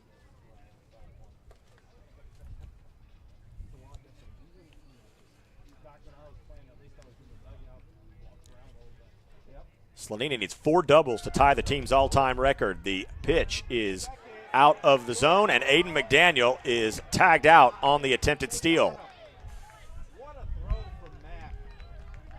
Pitch was a ball. McDaniel is gunned down. Got a good jump, required a perfect throw and tag, and that's exactly what was delivered. So now Slanina bats with the bases empty and 1 out.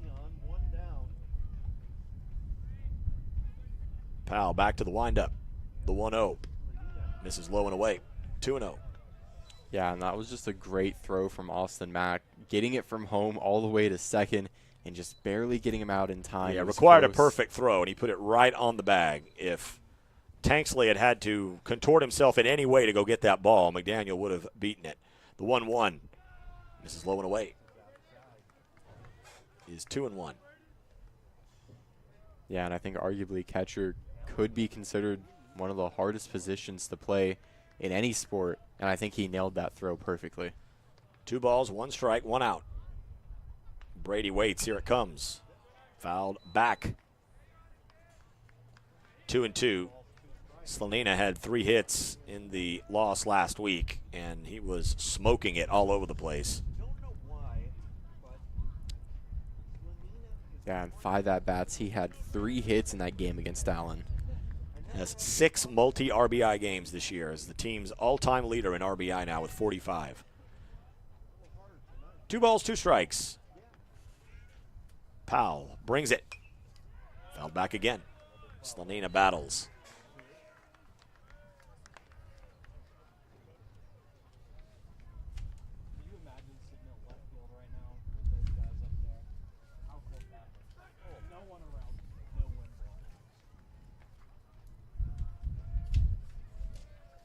Powell peers in. They'll try the 2-2 again. Here it comes. Another foul. 3 straight from Slanina. Yeah, I'm looking at who's up next to bat. It looks like they're going to make a change. Grayson Richards coming in next.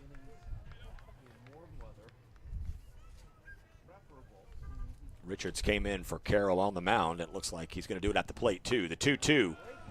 What a breaking ball. Just missed inside. Woo. Brady, understandably, looked like he was bailing out on that pitch as it came straight for him, but it broke hard and late. But didn't quite catch the inside edge. 3 balls, 2 strikes, 1 out. Here in the bottom of the 4th, Allen leads 7-1. The 3-2. Ball 4.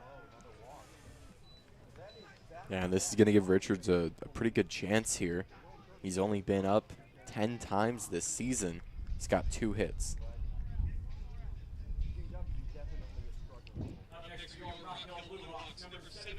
And I think we will have a courtesy runner for Brady Slanina, or this will be a pinch runner in this case, but Brady could come back in.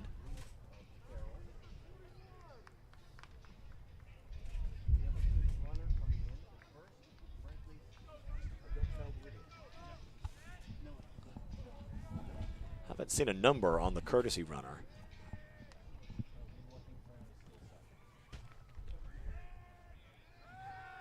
Throw over. Coach Stanton has been bringing guys up from the JV to do courtesy running. We're not sure who that is over there. The mystery man over at first with 1 out. The pitch. Strike called to Grayson Richards, who hits from the left side. 0-1.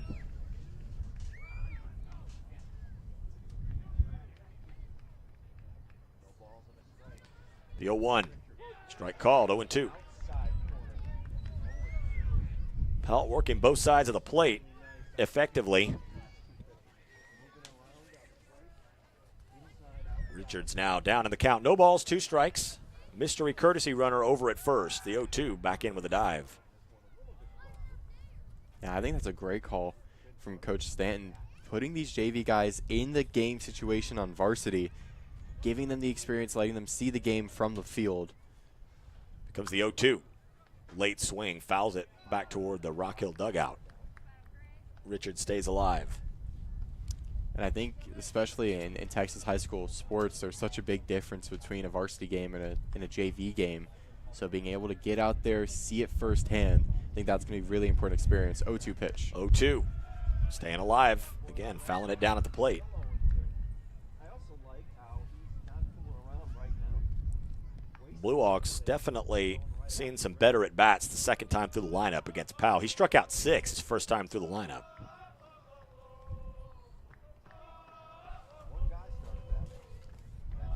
No balls, 2 strikes. Powell still with the upper hand.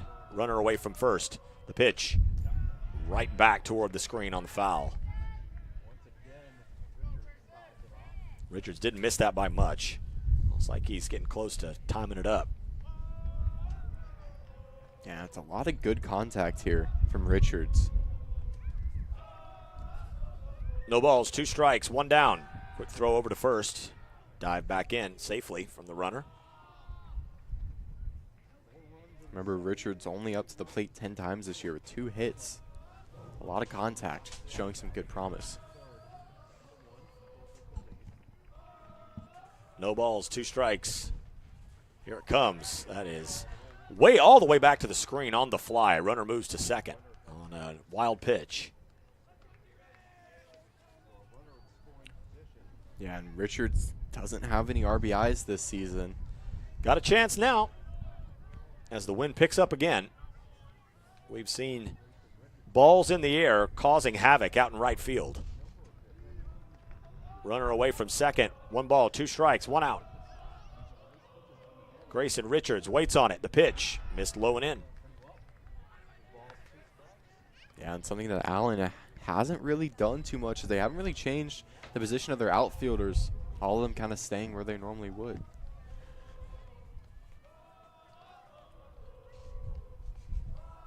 Richards waits on the 2-2. Here it comes. Got him swinging on a ball fouled into the glove of Austin Mack. Just got the fastball in on his fists. Good at bat from Richards, but it ends in a strikeout. It'll be up to Elijah Guevara, who is 0 for 1. Yeah, and Elijah's got a .286 batting average.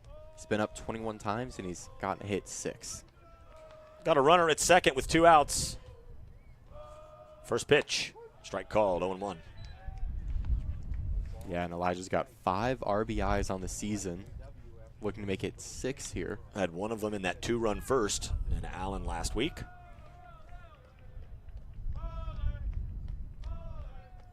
Powell, a couple looks back to second. The 0-1. Swing and a miss late on the fastball. It's 0-2.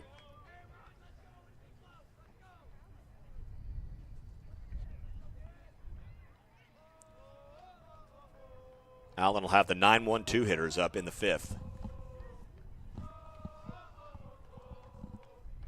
The 0-2 pitch. That is hit on 1 hop over to Powell. He'll take it halfway to first and then scoop it over to Chandler Hart to end the threat. Nothing doing for the Blue Hawks on a couple of walks. They lost one of them on a caught stealing and leave the other in scoring position. We're through 4. Allen leads at 7-1. This is Blue Hawk Baseball from Regency Sports. Attention fans, this is Blue Hawk Senior Aiden McDaniel. Whether you're training, tailgating, or cheering from the stands, Shields in the Colony has you covered. With the best selection of sporting goods, footwear, fan gear, and more, all under one roof. Shields is your go-to destination for every adventure. Plus, don't miss the unforgettable in-store experience at the Shields in the Colony. Europe with Shields, proud supporter of Rocket Baseball.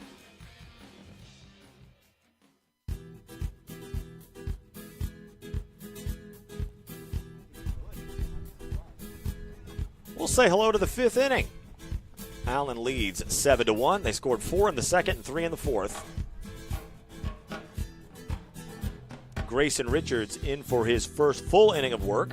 He came on in relief of Cole Carroll, who ended up starting both games in the season series here against the Allen Eagles. And one of the things that prompt coaches to move to this format where you go home and home.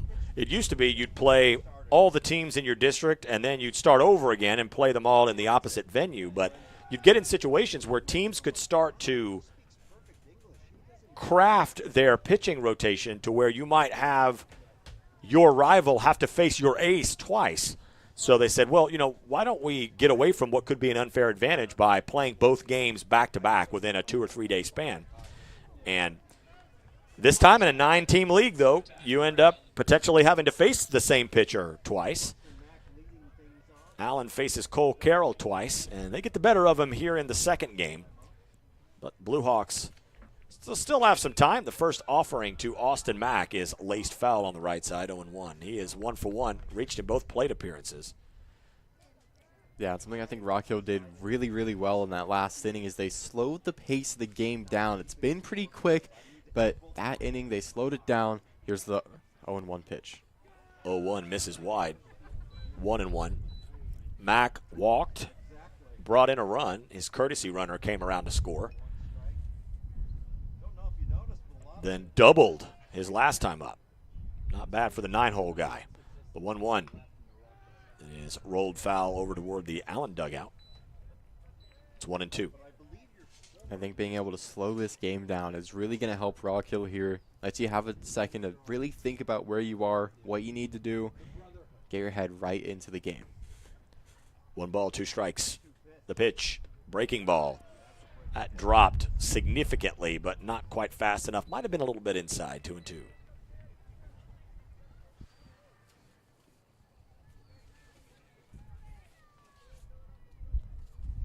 Two balls, 2 strikes.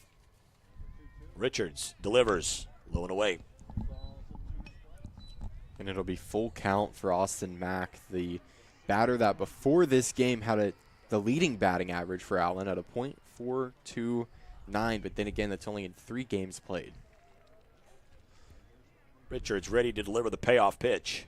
It's on its way, and it is strike 3 called. Dropped it right in, right at the knees. Richards punches out Mack. This could be the change that Rock Hill needs to get this game back into their hands. Have a good defensive run here, go into the bottom of the 5th, the new mindset, and try and catch this game up. 6 runs down right now. Kyle Tanksley's been a handful. He's got a pair of singles and a walk. First pitch, misses high. 1-0, but Tanksley will face Richards for the first time. Tanksley with an RBI and a run scored.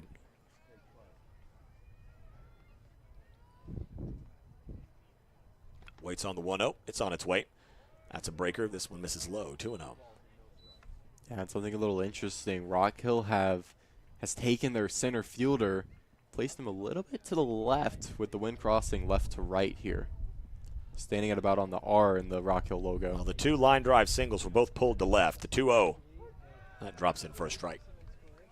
2 balls, 1 strike.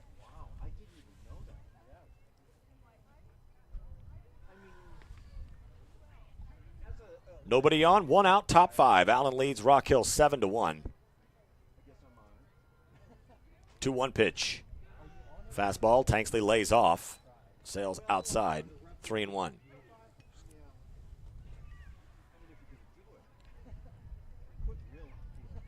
Tanksley leads Allen in doubles with 6 currently in the season. 3-1 pitch. It is on its way. That is stroked to left. And Ethan Kalanick has to battle it, but puts it away chest high for the second out. Tanksley's finally retired. Nothing is easy on balls hit in the air anywhere tonight.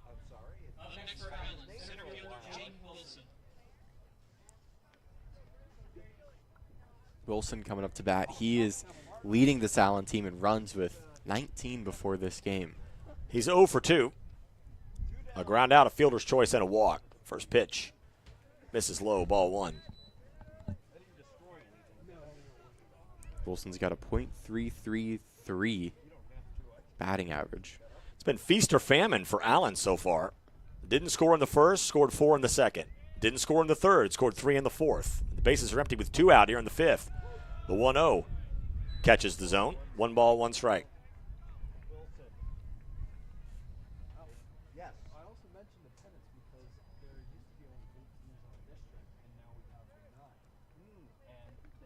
Richards brings the 1-1. High and away, 2-1. And if Rock Hill can put this inning away here, puts them in a pretty decent position to try and get this game back from Allen. Here comes the 2-1. Low strike right at the knees, 2-2. Richards has pitched well in relief of Cole Carroll. You know, you really need 3 guys in your rotation now because there are weeks where you have to play 3 games in this 9-team league. There'll be Saturday afternoon games this year. The 2-2 pitch, breaking ball in on the fists, hit on 2 short hops over to Aiden McDaniel. His throw is across to Trevor Stum playing over at first. Nice dig out there by Stummy. And it's a scoreless 5th put up by Grayson Richards. Let's go to the bottom of the 5th. Rock Hill got some work to do. They trail 7-1.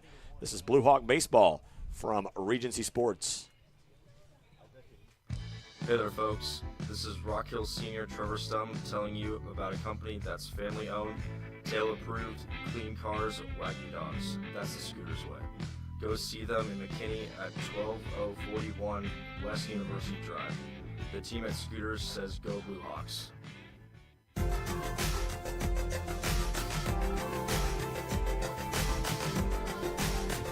Julian Lockhart, Morgan Singleton, Lucas Bell, the 7-8-9 hitters scheduled to face J.W. Powell, who is at 72 pitches, 48 strikes. 48-24 is a pretty impressive strike-to-ball ratio, but early on it was about 30 strikes to 10 balls. So Powell's control has wavered just a little bit as he's moved through the ball game, but outside of a manufactured run in the 3rd, the Blue Hawks have not been able to make them pay. And they're running out of outs. They got 9 left, but they trail by 6. Yeah, and something I just want to note on is we stepped away there. Jaden Wilson, right after he passed the bag on first base, looked like he went down, maybe holding his right hamstring, possibly a cramp or something going on there for him. We certainly hope he's okay.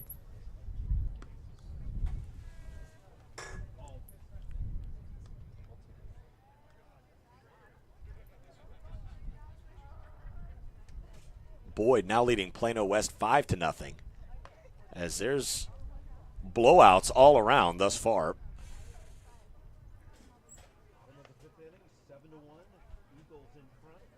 As we will get you an update on the Plano East Princeton game.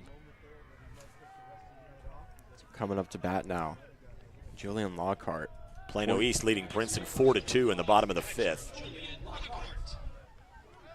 Julian Lockhart's 0 for 1. Again, homered against Frisco on Saturday. First pitch. Catches the inside edge, 0-1. We saw Brooks Betley getting up in the last inning, and it looks like he's getting up again. The 0-1 pitch. That is tapped over to the second baseman on the ground, Hayden Denny. 4-3 on the putout. There's one out here in the Rock Hill 5th. Allen leading 7-1.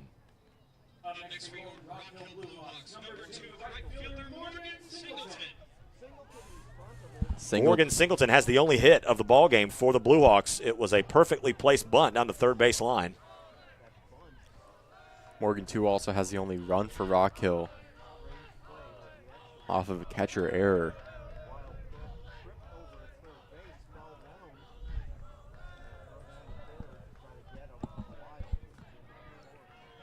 First pitch misses low, and as I take a quick look through the scorecard, I can give you an interesting fact that the Blue Hawks have not hit a ball in the air tonight.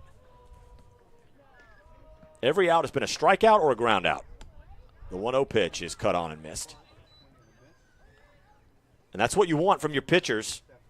Allen has hit balls in the air, and it's given the Blue Hawks some trouble. Blue Hawks have not been able to return the favor. The 1-1. Maybe getting a piece and fouling it back into the glove was Singleton. It's 1-2. Yeah, we keep talking throughout it tonight. The wind is going to play a big effect into it, and I think that's heavily played in Allen's success here tonight as they've hit balls up into the air. The 1-2 pitch now. Here it comes. Just missed a little bit outside, trying to nibble. Was Powell. Didn't get a big enough bite. 2-2.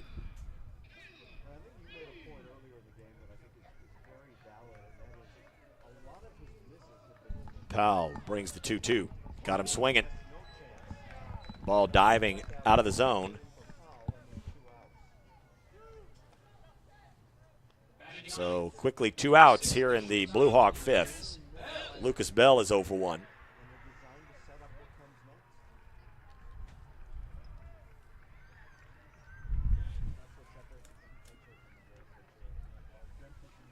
Bats from the left side against the righty Powell. First pitch, wide, ball 1. If you look at Bell's stats, he gets on base about 1/3 of the time.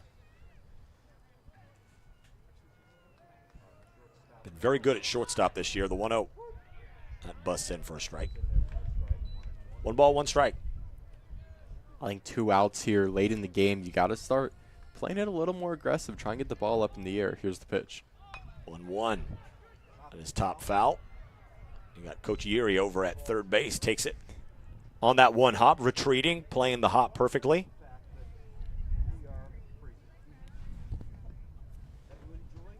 I think this late in the game, you got to get the ball up in the air. Maybe try and catch Allen a little off guard. 1 ball, 2 strikes, 2 outs, bases empty. Bottom 5, Allen leads 7-1. Here it comes. High fastball, 2-2.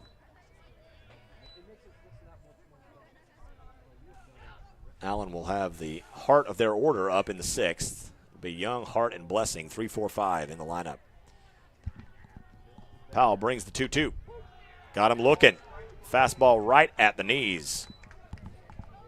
3 up, 3 down. Powell sits him down in order. We are through 5 here at the Hollow of Rock Hill. Allen leads Rock Hill 7-1. This is Blue Hawk Baseball from Regency Sports.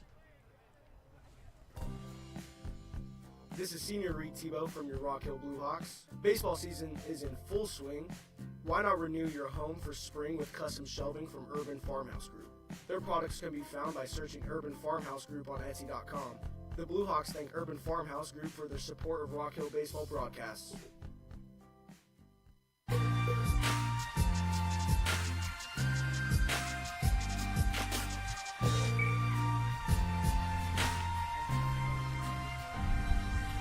Grayson Richards has pitched well in relief of Cole Carroll.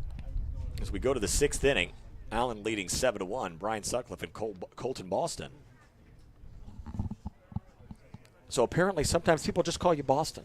Yeah, it's anytime I introduce myself to people, I always say, you know, if they know my last name, oh yeah, Colton Boston. Go Boston. Okay, you're Boston. Yeah. Got it.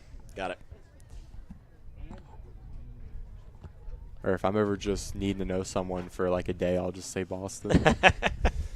How long am I going to need to know you? A day? All right. Yeah, it's Boston. That's fine. More than 1 day? It's Colton. Then it's Colton. It's Colton. All right, let's be honest. Julian Lockhart takes his practice throw down to second. Shea Young, Chandler Hart, and Ryan Blessing are the scheduled hitters. J.W. Powell's at 84 pitches, so he could certainly go the entire way here if he can be efficient. We have seen Brooks Betley a couple of times. I think he may still be warming up over there. I'd be curious if we see Powell again. Shea Young has had a night. After having the game-tying RBI in the bottom of the 12th last Tuesday, he's got a couple of doubles in this one, and he's offering at the first pitch. He's feeling the groove. He's up there hacking. Fouls it back into the net, 0-1.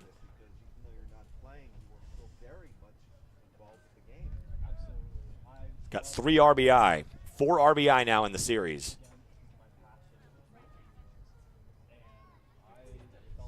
Here's the 0-1. That's fouled back. I will say, I think that is an advantage of having a name like Colton. You don't meet many others. No, and you if don't. If you do, I can always go by Boston. Well, I had 5 Bryans in my middle school trumpet section, so, you know, it's different. When you're Brian, you got different issues. Here's the 0-2 pitch. Breaking ball, missed inside.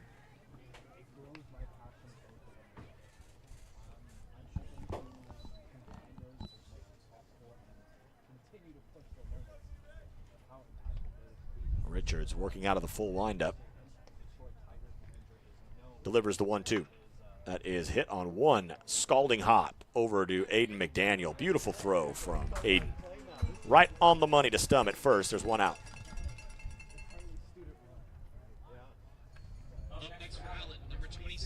I'd say that's a big out for Rock Hill. Try and minimize any type of offensive production that Allen's getting here. Even though it's late in the game, it's still not late for Rock Hill. It's still not too late for Rock Hill to come back on this one. Get this game close again. Chandler Hart is 0 for 2. He's got a walk. First pitch. Lifted out of play on the right side. So guys like Hart, who are elite college prospects that Still question, he will be drafted by Major League Baseball. The question is, will it be high enough for him to choose to go? And now with NIL being a situation where you can make some money going to college, probably makes it even a higher bar to go the MLB route. Fastball bounces in 1-1. Yeah, and I've always thought that it's just so interesting that athletes can go straight from high school to major league sports, and it's very interesting, unlike a lot of other sports. 1 ball, 1 strike, 1 out. Base is empty. The pitch, breaker, stroked into left field. Hart has a base hit. It's the 7th of the contest for Allen.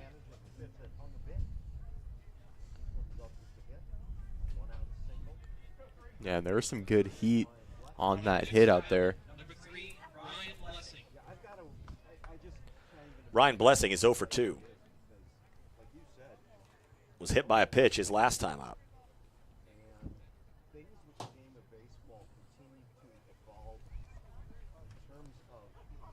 Richards to the stretch. Hard away from first. First pitch. Hit through the hole on the right side. Blessing has a hit. Allen looking to get something going with an out here in the 6th. That'll be Blessing's 15th hit this season. He's now got a runner in a scoring position for Carson O'Neill. Hart moves to second base. Carson O'Neill is 0 for 1. Carson's got 7 RBIs in the season. He could make it 8 here. He reached on what I believe was catcher's interference his last time to the plate. Runners at first and second, 1 out. The pitch. Missed inside, maybe a little low. 1-0.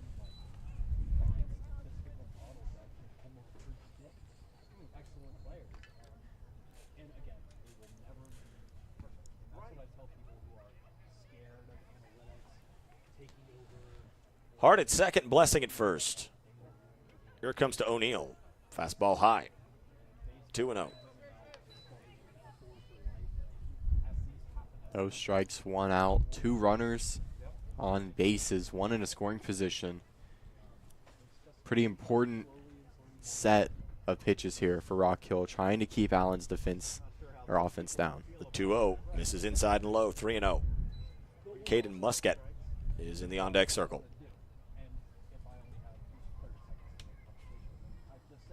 Yeah, and Muscat's got 12 RBIs this season. If O'Neill can get on base, he's got a pretty good guy coming up behind him to get someone in to home plate. 3 balls, no strikes. The pitch. That catches the outside edge, 3-1.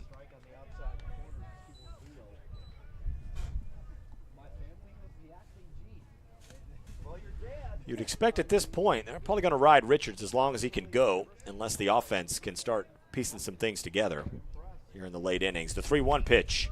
That is rolled softly on the left side. Aiden McDaniel, tough play, fires on the run after a clutch, not in time. That's an infield single for Carson O'Neill. Heck of an attempt there by McDaniel. And Coach Sean Stanton now has got some gloves on as the temperature is now at 56 degrees. Out to have a word. That'll move Hart to third, making it full bases here for Allen. And a guy who can get someone in, number 12, Caden Muscat. He's got 12 RBIs on the season once again. He's got a hit in the game. No, I think we will have a new pitcher. Caleb Amper is going to come in the game.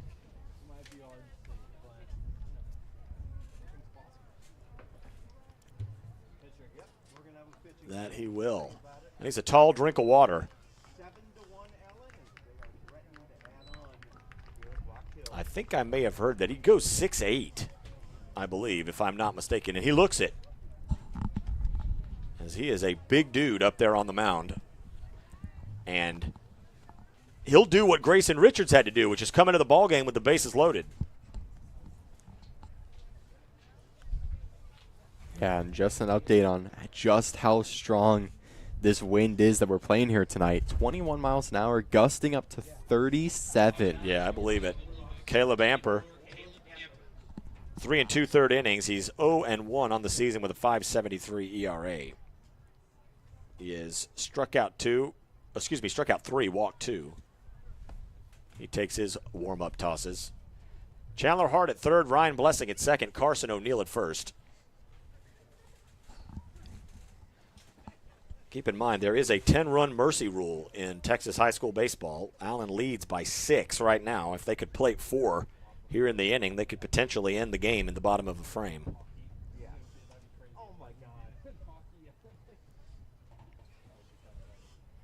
Caden Muscat missing that home run from his stat line this year. He's another guy that's a crafty left-handed breaking ball artist. Another guy that can give you some problems as a hitter. And again, you look at Allen, it's a school that's so big that if I'm not mistaken, I believe Allen itself is bigger than the second and third biggest schools in the state combined. That's how big it is.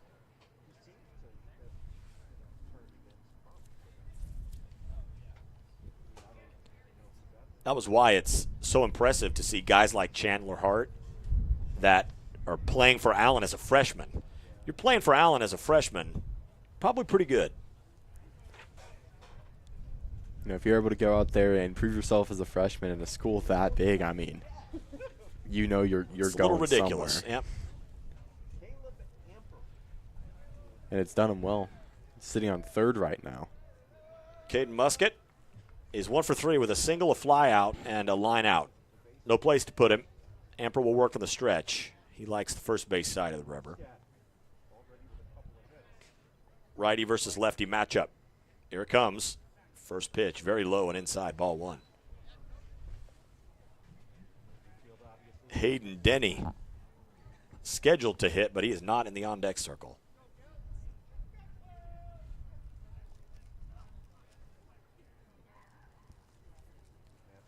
1 ball, no strikes. The pitch. And that hit him on the leg.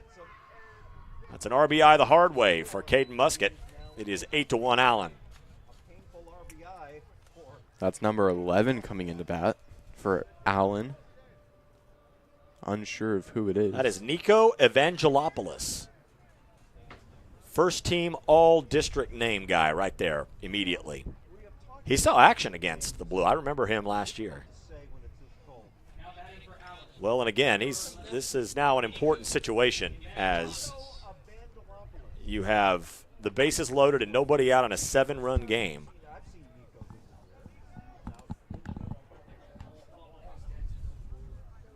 Middle infield is a double play depth. First pitch. That will get away from Lockhart. A wild pitch brings home Blessing. It is 9-1 Allen. Correct me if I'm wrong, but I believe we have a catcher change for Rock Hill. Yeah, did they bring Reed Tebow back in the game? Let's see. That's a wild pitch. Not much he could have done with that.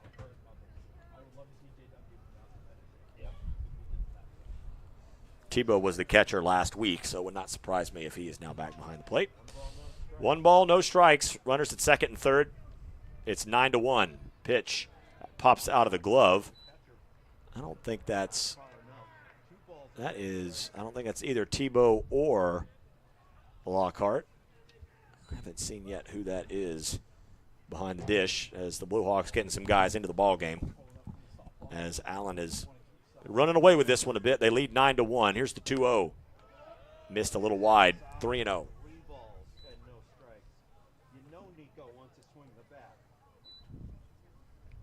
There's a base empty over at first. Carson O'Neill at third. Caden Muscat at second.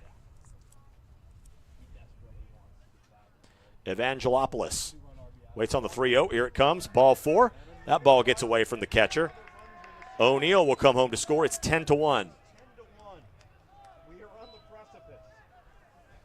Allen just 1 point away from finishing off this game right here and up to bat. The Blue Hawks will get to hit, but it would mean that the Blue Hawks would have to get back to within 10 runs or the game would end. And the guy who could send this game home a little early, number 6, Austin Mack. Musket ended up moving over to third. Evangelopoulos stays at first. And Sean Stanton's out to have a word with his big righty. So Blue Hawks in danger of starting 0-2 in district play.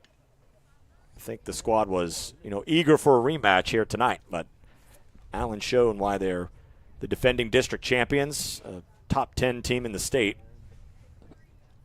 Not a lot of weaknesses in the lineup or on the mound. Again, coached by Jason Wilson. Unofficially, no coach has ever faced Prosper ISD schools more than Jason Wilson. From his times back over at Frisco Centennial, back when the Prosper Eagles were winning state championships, to Lovejoy, where Lovejoy was battling with the Blue Hawks in their first few years of existence. The teams squared off in the playoffs in Rock Hill's first ever season. First pitch to Austin Mack, misses low and away, ball one. So that's an important run over at third base, as it would represent a 10-run lead for Allen, which would mean the visitors could potentially end the game in the bottom of the sixth. One out, double play would avoid that eventuality. The 1-0 hits the outside edge, called strike, 1-1. Yeah, and up next on deck, Kyle Tanksley. He's been really strong here tonight. Yeah, he's been great in the series. 1 ball, 1 strike. Runners at the corners. Time is called. Max steps out. He's 1 for 2.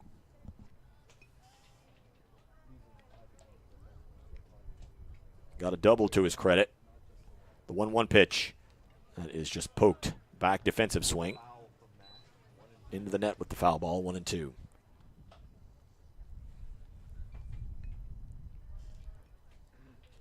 Well, just think, Mr. Boston, at this point of the game on Tuesday, we were not halfway through the ball game yet. As that one went 4.5 hours. We're a little over 2 hours here. The 1-2. That is in on the fist and fouled back. I could not imagine being there at midnight, 4.5 hours, 14 I made it till the innings. 11th inning before I had to scamper to the bathroom. But, made it as long as humanly possible. I think Max standing a little bit closer to the dish now with 2 strikes. 1 ball, 2 strikes. 1 out. Runners from the corners. The 1-2. Got him swinging. Ball got out of the catcher's mitt, but first base is occupied. So big strikeout for Amper. And here's Kyle Tanksley, who's 2 for 3. I think I can safely say, after being sick for probably 4 days at that point, coming back from a trip, I was out by 8:30 that night. You weren't listening to every pitch? Come on, man. First pitch to Tanksley. Breaking ball, slow one, drops in for a strike. Good pitch from Amper. If Amper can avoid Musket scoring from third, this one will go the distance. Here's the 0-1. Breaker misses inside. I think Tanksley was content to let that hit him if it didn't break late. 1-1. It was not thrown very hard. Sometimes you're okay just turning your shoulder into it. You say, if it hits me, okay. I would never do that. I'm not tough enough, ever. 1 ball, 1 strike. 2 down. 3 in. As again, Allen has been switching off zeros and crooked numbers. 0-4, 0-3, 0-3 is the line score. Amper fakes the throw to third. Musket back in.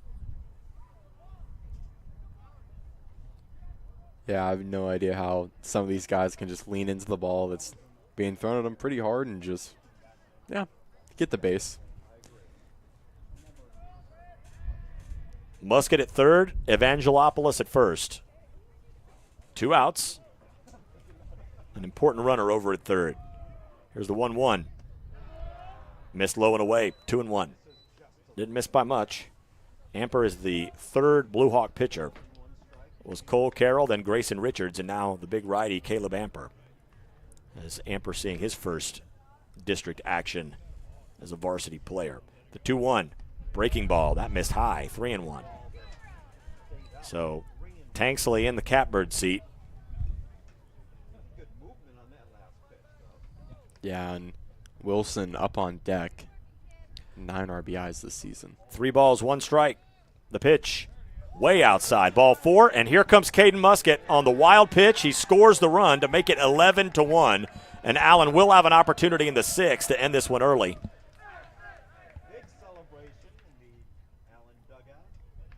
That is a wild pitch all the way. And Wilson now looking to take the batter's box. He's got a .3 batting average, 9 RBIs. And the first pitch is hit on the right side. Stum over to get it. Underhand, the race to the bag, just barely in time. Wilson is retired, but 4 come home for Allen. We will go to the 6th. Blue Hawks need to score at least a run to send this to the 7th. They trail 11-1. This is Blue Hawk Baseball from Regency Sports. I'm Blue Hawk senior Boston Wilson, asking if you're hungry for better meals without the hassle. Discover Wild Fork, your destination for chef-quality meats, seafood, and flavor-packed meals delivered frozen fresh to your door. From fresh, not frozen, premium steaks and seafood, ready-to-heat favorites, Wild Fork makes every meal unforgettable, with variety as big as Texas. Visit the Wild Fork location and prosper at Coit and 380 and taste the difference for yourself. Wild Fork, real food, real flavor, real easy.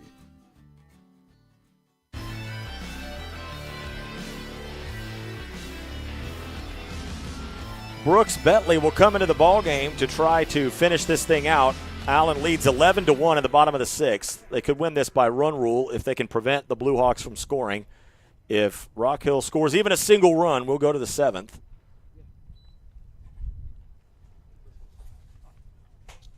Bentley was unbelievable in relief of Chandler Hart last week. All he did to get the win was go 8 1/3, allowed 1 unearned run and struck out 6.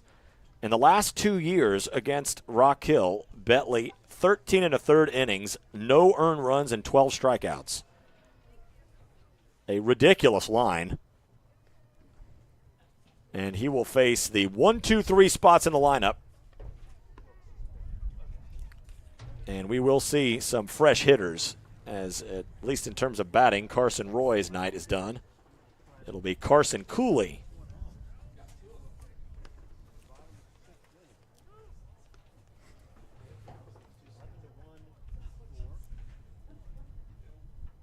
Allen with 11 runs on 9 hits. They've left 9 men on. Yeah, I think this is going to be such an important inning for Rock Hill. You're down 10.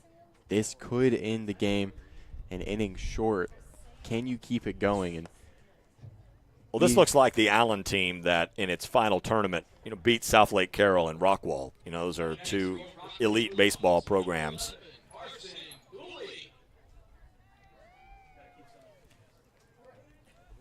Carson Cooley will get things going.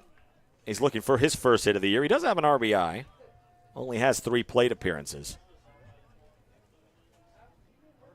First pitch from Brooks Bentley is a fastball low, ball 1.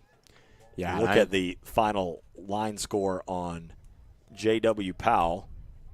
He goes 5 innings, throws 84 pitches, allows 1 unearned run, strikes out 9. As the 1-0 pitch is a fastball for a called strike.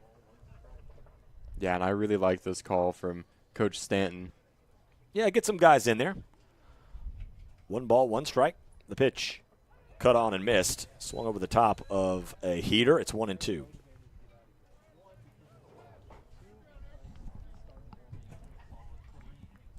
So the Blue Hawks will be looking to bounce back against Princeton. The 1-2 pitch. Fastball high. As last we looked, Princeton was on the brink of falling to an 0-2 district start. 2 balls, 2 strikes. The pitch that is hit through the box. Base hit. Plano East leads Princeton 4-2 in the top of the 7th of that one. And Carson Cooley has his first hit of the year. And up to bat next, Braxton Clyde. Perfectly placed. He's got one hit, and that was an RBI. At 10 at-bats. So Carson Cooley now, if he could come around to score, we'll have a 7th inning. It is 11-1 Allen here in the bottom of the 6th. First pitch to Clyde, taken for a called strike. 0-1.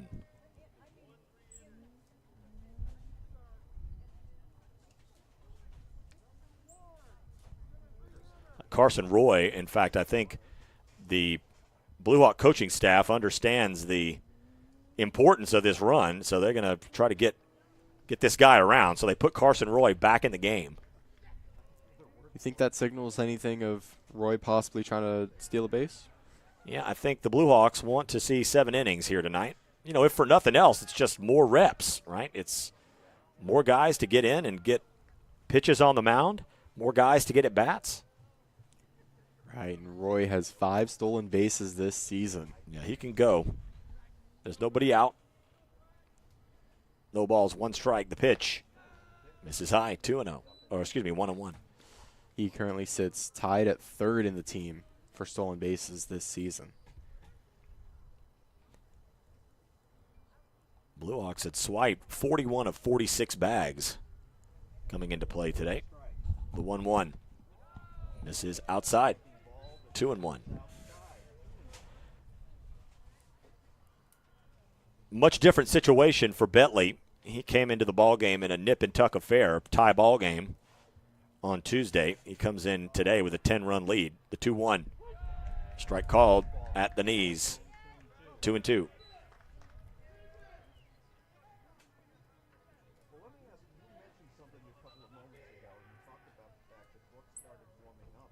Two balls, 2 strikes. Runner at first, nobody out. Clyde asks for time. It's granted. I think putting Roy back in, if they get this run here, just get some more time out on the field, and something that you can't replicate in practice. 2 balls, 2 strikes. The pitch from Bentley. That is hit. Potential double play ball. The shortstop takes it. It's Tanksley. Goes to second for 1. The throw over to first is in plenty of time. A 6-3 double play, and Allen is an out away from a run rule win.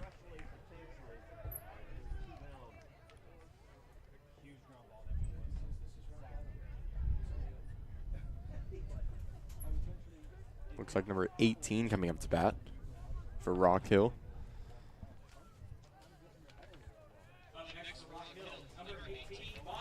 Unfortunately, Clyde put that in a perfect spot to turn a double play. Base is empty now, 2 outs. Nash Thomas will get an at bat. He bats from the left side. First pitch, fastball wide, 1-0.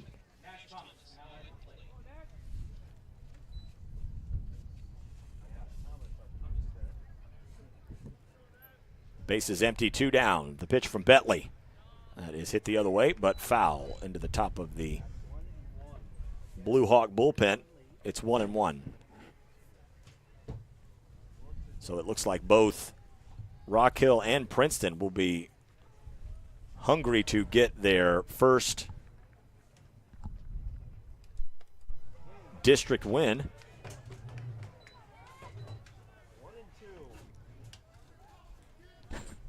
One ball, 2 strikes.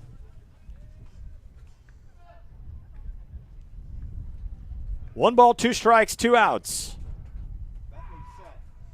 Here comes the pitch from Bentley. Missed a little high, maybe a little outside. 2-2. Thomas trying to keep this ball game going. Trevor Stum would bat if Thomas is able to reach. Blue Hawks need to score a run to send this game to a 7th inning. Here comes the 2-2. Just missed inside. Allen thought the ball game was over. But it's a full count. Full count, 2 outs. Thomas making him work for it. A chance to take this game home for Allen, or the chance to keep it going for Rock Hill. 3 balls, 2 strikes, 2 outs. Here's the pitch from Bentley. That is hit on the right side. Hayden Denny is up with it. He goes to first, and that is the ball game. The final numbers, the Allen Eagles, 11 runs on 9 hits. They commit 1 error and leave 9. The Rock Hill Bluehawks, 1 run on 2 hits. They commit 2 errors and leave 2 in a game that takes 2 hours and 16 minutes. The Bluehawks fall to 9-4-2 on the season. They are 0-2 in district play. Allen moves to 10-6 on the year, but more importantly for them, they are 2-0 in district play. So, again, sometimes, Mr. Boston, there are those nights where it's just not your night, and that was the night here for the Bluehawks, they did not lose a game here at home last year. Allen comes in, wins the first district home game, but again, Allen looking the part of a team that thinks it's a state championship contender. Yeah, and I think it's tough playing your first game at home against a team like Allen, who is coming off of a 12-2 win. When you have a team that has momentum, that's rolling, and they know that they have momentum, it's going to be really hard to stop them. So the Bluehawks now will look ahead. They won't have much time to think about this one. They will welcome the Princeton Panthers here for the first of the 2-game set. We will have the Bluehawk baseball pregame show starting at 7:15. Colton, Boston, man, we're talking before the game. You said, I've been looking forward to an opportunity to come on and do commentary for a game. Man, you did a fantastic job. Looking forward to what should be a fun year. I think tonight's night notwithstanding, 11-1, Allen gets the win. But, again, I think we've seen a lot from this team thus far. And through 6 seasons now of Sean Stanton baseball, the team will bounce back from this. I would expect them to look very good against Princeton. And that's a team that you should expect to maybe get 2 wins from.